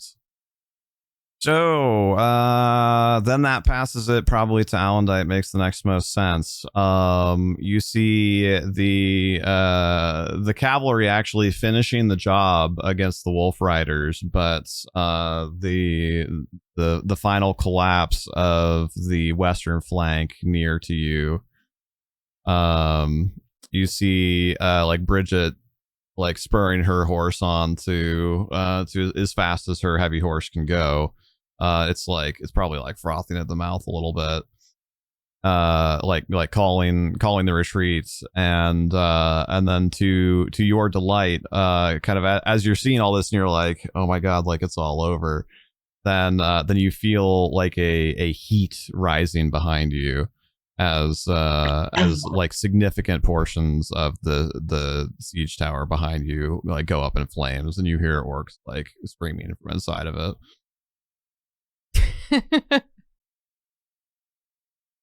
It was worth it.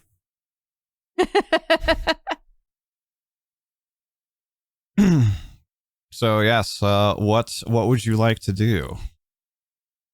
All right. Do I hear her in the retreat? You tell me. Make a listen check. -4. A 10. 10.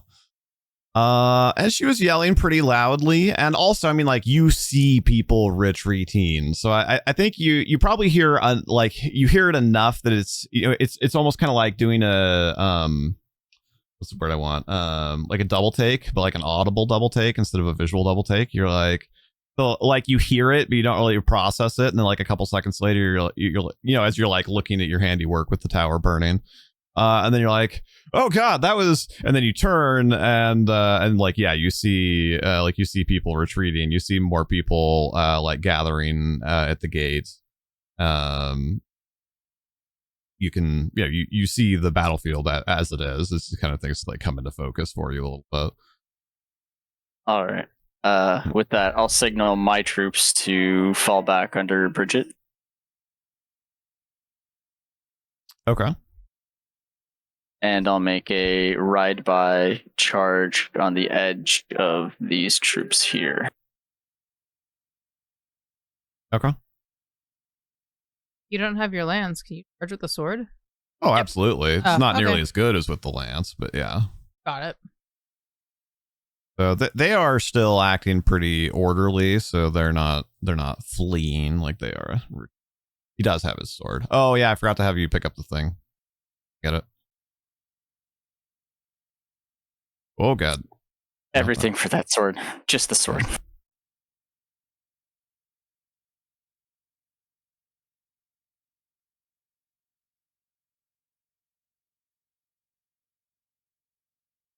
Okay. I'll roll a control horse as I'm riding by.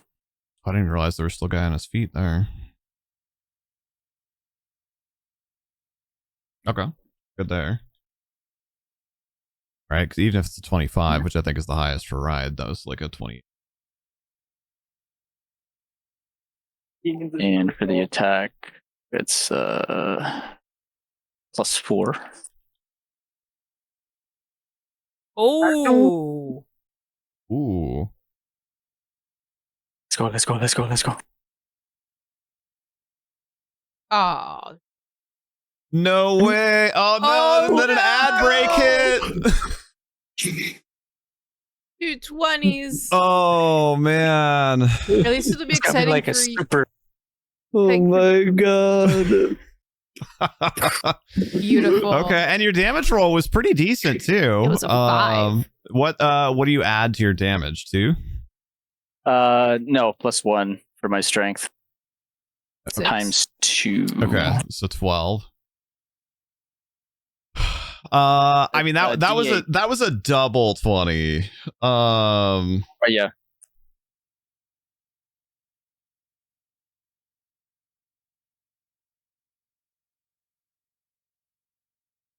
Was that with your lance? No, No, it's my sword. unfortunately, yeah. That might have actually been a small nuclear explosion if that had been with the lance. Lance, yeah. It'd be so great.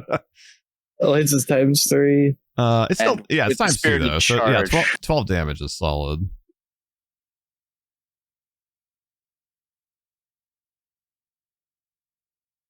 Yeah, double damage with spirited charge. Oh,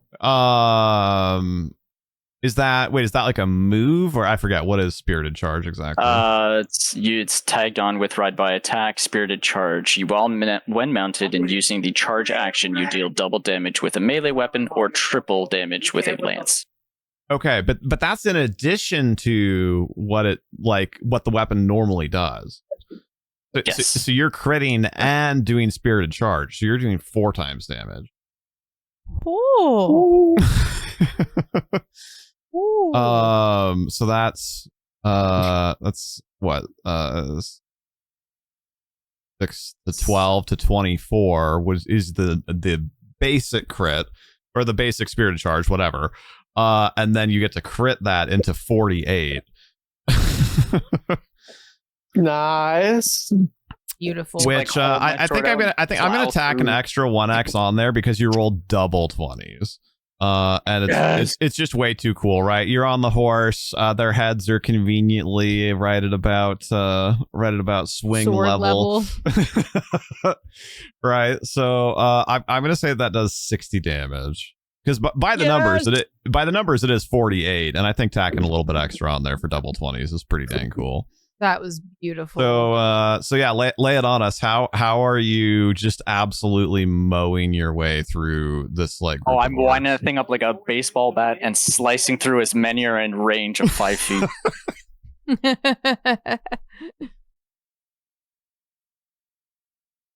And kind of like double checking to see if Bridget saw me do that. Let's see, where is she? Oh, absolutely. You are totally you are saw like that. straight up in her field of view right now. She you might get a better horse for this. Yeah. She like throws her arms up in the air and is like, yeah, Alondite! And like throws her shield up in the air. Like kind of accidentally, but also it's magical. So it's like her shield's like flying in the air over her head, and then she like reaches her hand up and like calls it back to her, and it like comes back to her. I'll point out that Alondite took out a good chunk of the middle line by himself. With 2 phenomenal crits. Yeah, no, any other time. It makes up for the complete fumble of the tower. It was worth the one. The entire happenings by the harbor. See, but here, if I was at the harbor, Amina couldn't move like that. For real. Yeah, that's the problem. where he is Need where a seahorse. he needs to be where he's at. Seahorse. All right, so that's one of your turns. So like, yeah, position yourself wherever you would be after the ride by attack. So there, you just completely take advantage of the fact that like all opposition in front of them has broken and is either routed or at least retreating. and like they're starting to like run after people, and like their eyes are just full of murderous intent, and you just come up behind them, just.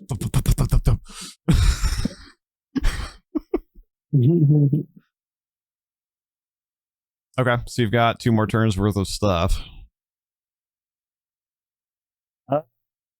2 20s. I don't know. I feel like I've exhausted my dice, but I'll do another ride by attack if it's in range on the archers. Not quite. Double movement? Oh, maybe. You can charge again, right? Yes, I can. So you could just charge into archers. That is going to put you potentially close to some. Oh well. So does ride by attack protect you from attacks of opportunities or anything like that, or does it just let you keep moving after you attack? Ride by attack avoids attack of opportunity. Okay. Holistically, or just for the first 5 You feet? and your mount do not provoke an attack of opportunity from the opponent that you attack. Okay, so normally it only works on one opponent.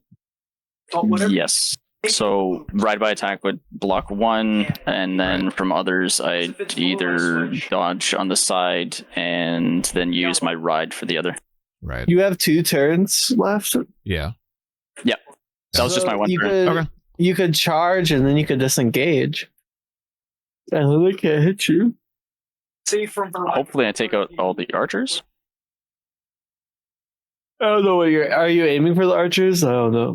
Yeah, I'm trying to take down all the range combatants. Because I was gonna say, if you get to the archers and they chase you, then you can do your stuff and then you can disengage. So you'd be, as long as you survive the first.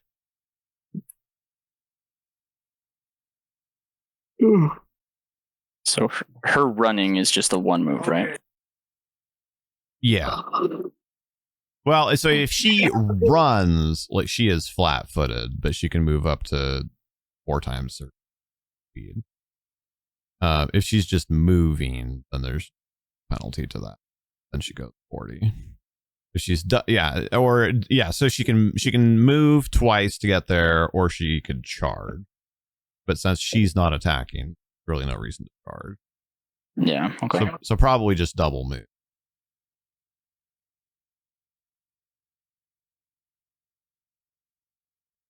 And then I can continue moving after. So I'll do the ride by attack. So I'll do 20 or however much here, 25. And then I'll continue after. Is she controlled? Ooh, 8+12. Barely. I was getting tired. Now for the attack. Not this time. Okay.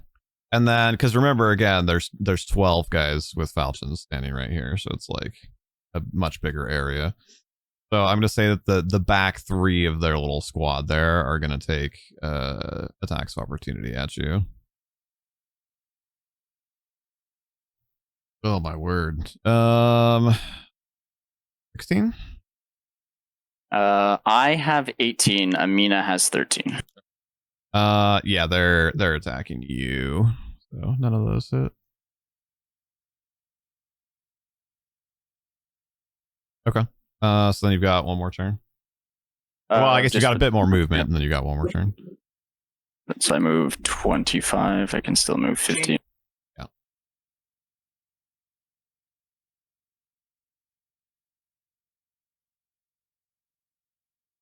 Okay. I guess she could do a quick stop, and then I'll make another running pass. Or would turning around be an entire movement? That's just like combat facing isn't technically a thing. I'm gonna bring her around, do another pass. Okay.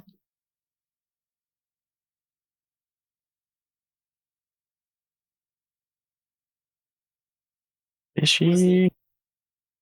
Not that time.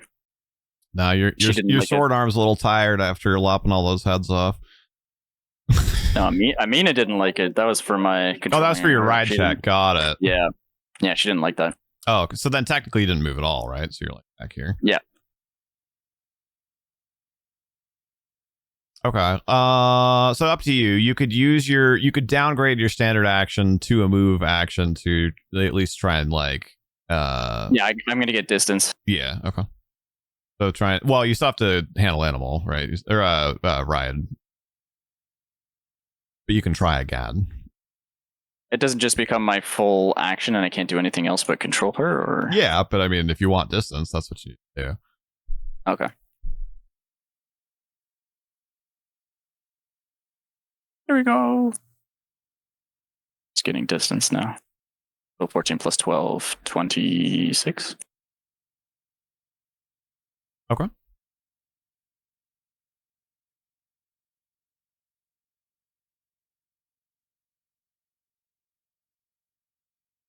Close enough. That's it.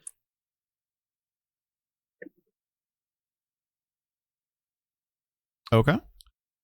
And then what do you have in mind for Evandel and Elithril? You guys got pretty much got over there last time, and now as you're kind of puffing the last little bit of the way over there, a ragtag group of retreating men for sure, but under the command of a few different captains are starting to arrive at the gate to well, I guess they don't necessarily know what they're doing. Most of them, 2/3 of them are routed. Maybe a third of them at best are tactically retreating. And then also you still have Rosalind out here like egging her troops on to like try and hold the line in the center.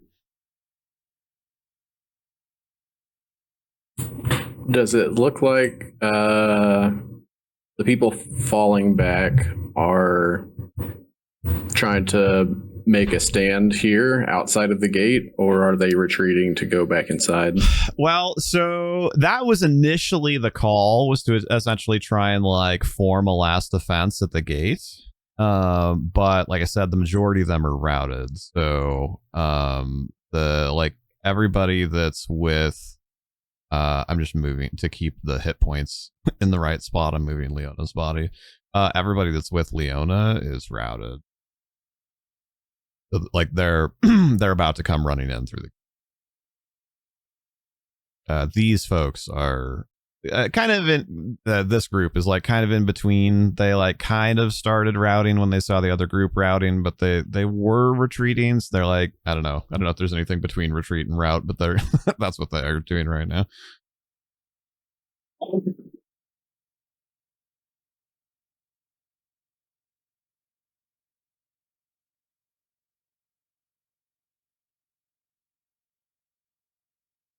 Are you waiting on me? I think I'm gonna come over here and have them open the gates for these guys.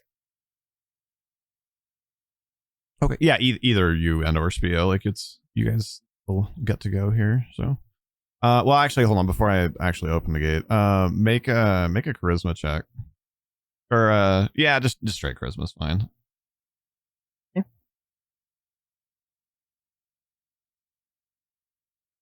And then that's +3, so it'll be 15.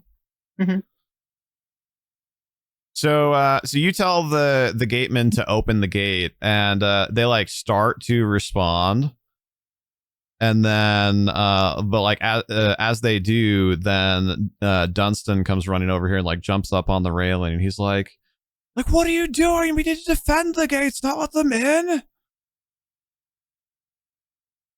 So if you want, you can try and argue back, if you want to try and make the case for like these men are essentially like useless right now until they, get calmed down, or like whatever. Like you can try and countermand his order, but he's what's like, the other captain over here? To my right. What's that one's name? Can you use the measure right ball? It's just too hard to figure out what you're talking I about. always forget. Right here. That is Vincent. Okay. So Dunstan would be Vincent's superior. So not that Vincent's been involved in this yet, But Dunstan is a commander, which is above. Okay. I could just holler up at him and let him know that Vincent's got his group's got the gate. If we can we need to get, I'll say, Leona and the group get in the gates. They got, are they bringing Leona back, or is that just something? No, I just did that for battlefield management because like the mini that is Leona has the hit points for her whole platoon, so I just need to keep those together.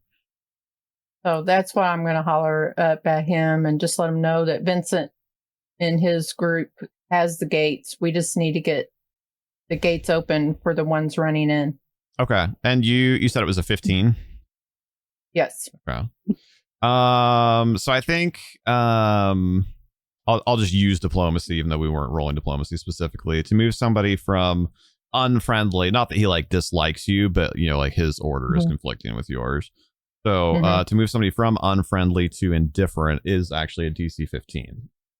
So you you call back to him and he sees who it is also, right? Like you guys are here, like acting in the capacity of military advisors. So he sees who it is that's talking. He like looks back out and sees, because again, like all of these guys are running full tilt right now. I know it doesn't look like it, obviously, because their minis aren't, but like they are running as fast as they can. Like some of them are probably dropping like shields or weapons, like they are routed. And you kind of like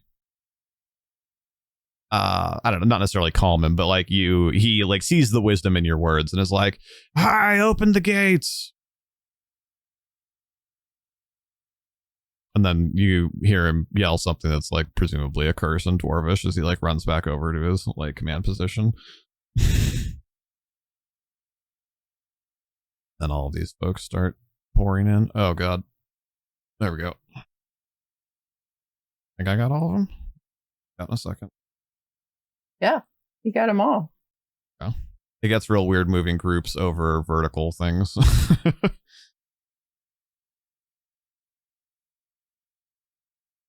Go. Save some.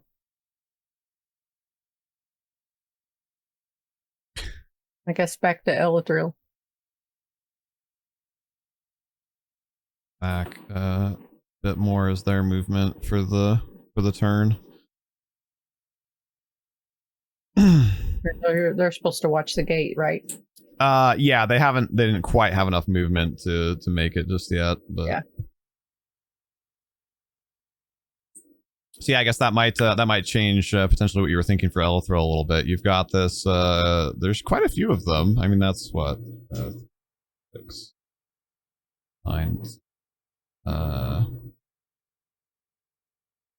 40 guys just came like pouring in through the gate in various states of like disarray. Some of the like a couple of them are probably like vomiting. Like a few of them are probably like crying, like they're a complete mess, but like there's a pretty significant group of guys that just made it in through the gate.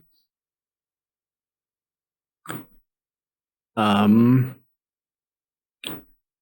guess Evandel will make his way up to the tower if he can. Yeah, so you actually have to, there's like a ladder here that you go down, and then there's inside the tower where there's like stairs that go inside of it. All right. So yeah. Would you have enough movement to get up there?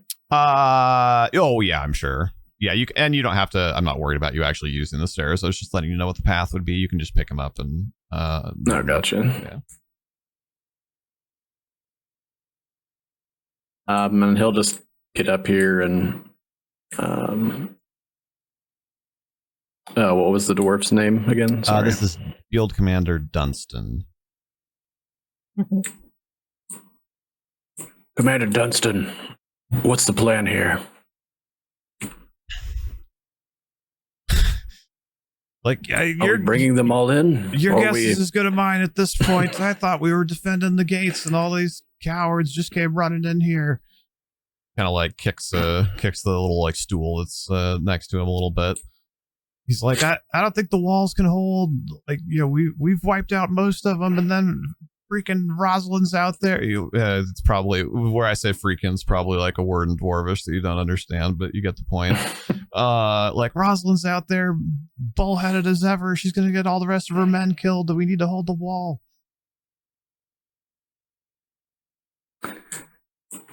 Like nobody's listening. He's like, Vincent's the only one listening, and he doesn't have any men left. All right, heard. I'll take care of it. And I don't know how much movement he would have, or if he could get back downstairs. He would. So like collectively, he would have 6 moves in 3 turns. So it probably took him 3 of them to get up there, and then whatever. I'm fine with saying that conversation doesn't take any time. So he could it'd probably take 2 moves to get down to the bottom, or like a move and a half or whatever. Half a move to get out the door, and then he'd have about 1 move left. So he could probably get to not all the way out there, but he could get to here, and then next turn he could depending on what you're thinking about doing. But if you're trying to get out there, then he could get to either Vincent or Rosalind from there. Well, not to be counterproductive against Reyna, but I think he would go and try to rally the troops that are puking and crying out here to. I don't think those are mutually exclusive. Getting them in, they're not doing any good out there, so getting them safe at least gives you a chance. So yeah, I think that makes sense. Okay.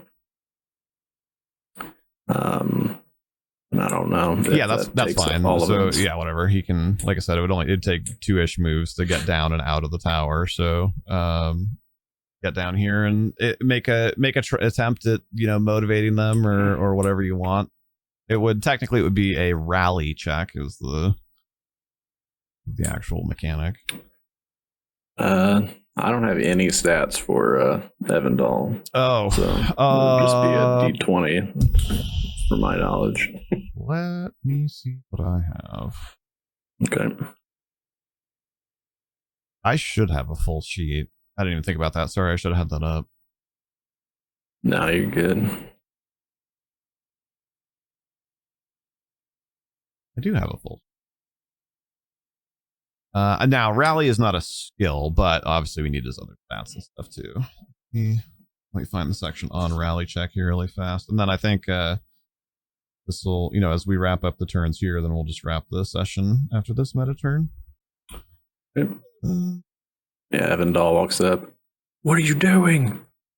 Your friends and family will die if you don't get your back out there. And I think Elithril, I'm gonna have him just. Well, they open the gates to let people in, so I'm assuming they'll open the gate to let him out. Yeah. Okay. So yeah, he's actually gonna go outside in the front. Old man shaking with his staff. Princess Fluffle's following between his legs there underneath his robe. And I will just wait until more troops gather. Okay.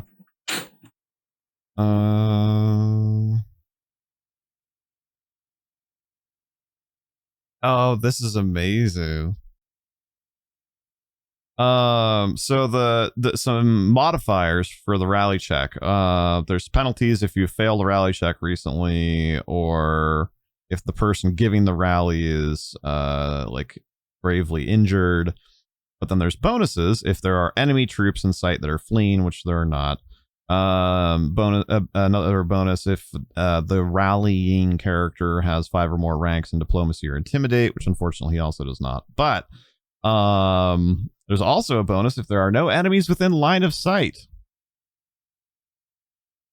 And as Reyna just got them let inside, there are no enemies within line of sight.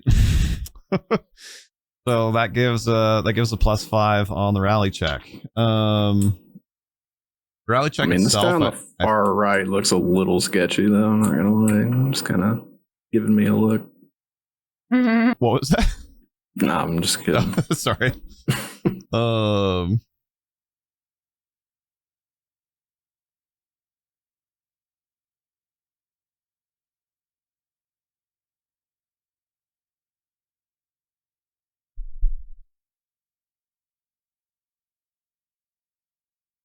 And then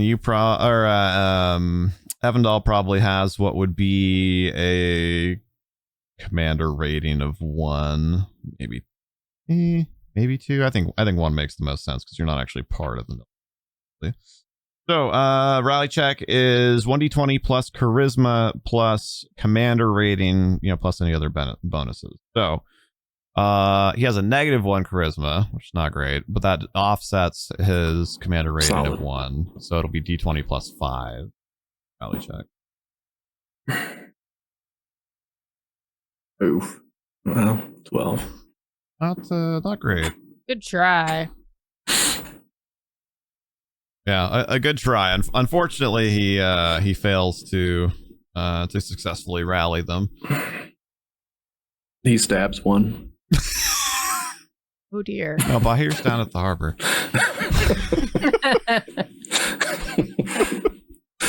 Yeah, I think that'll be the turn then. I think if we try and go back to the harbor to do the boats, then we're going to want to come back and do the stuff, and it's just going to take too long. Yeah. The flanks of the Capstone defending army have collapsed. One of them, in order to pave the way for Bridget and the cavalry to defeat the Orcish wolf riders, and the other, unfortunately, mostly eradicated in their retreat. However, a significant portion of the center line has either fairly successfully stood their ground or been routed safely back within the city walls. So there is still a pretty significant chance to mount a second defense or counterattack. We also have the western of the 2 siege towers is now heavily engulfed in flame.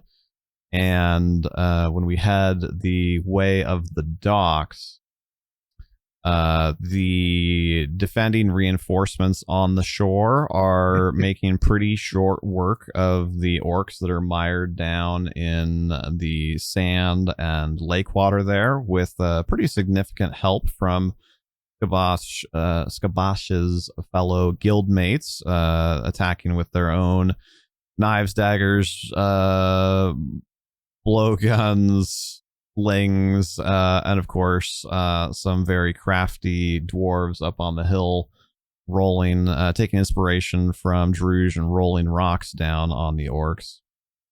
And the rest of our illustrious party has coalesced around a plan of using burning boats that they have tied together to deliver fire unto the disarrayed orcish sailors. So next time we get together, where all of those dominoes are going to fall, and hopefully our party and Capstone itself will be left standing. We are incredibly close to so many things breaking free. Like the tower is burning, the cavalry is now loose, the retreat is mostly executed, the burning boats are about to be sent. Like we're just on the cusp, but I think we'd have to go through a whole nother meta turn to do it, which that's been taking like an hour to an hour and a half, and I think that's late. So I think we're gonna have a heck of an action-packed finale next time we get on for this. I'm glad you all had fun. Thank you again to all of our players tonight. We had Amras as Alondite, Mr. Team Rocket as Bahir, Dr. Huge Time as Druge, of course, Pixie as Skabash, and then our wonderful guest stars from The Mortal Woes, Bio as Elthrill, and filling in for Evandal, and Mama Woes as Reyna. If you haven't already, make sure you go check out The Mortal Woes' channel. They run several different D&D 5e campaigns. They do also occasionally fill spots in games from people within the community, so you can check out their Discord as well for that. And if you didn't recognize them, they also are the wonderful folks that help us run the Peoples of Rin Townsfolk game and our other on-stream campaign. So thank you guys. Have a wonderful night. Really appreciate all of your time and making this come together. I'm super excited for next time. Good games, everybody. Yeah, good game. Yeah. Good night. Look forward to God next bless. stream. Not so much. Right. Bye.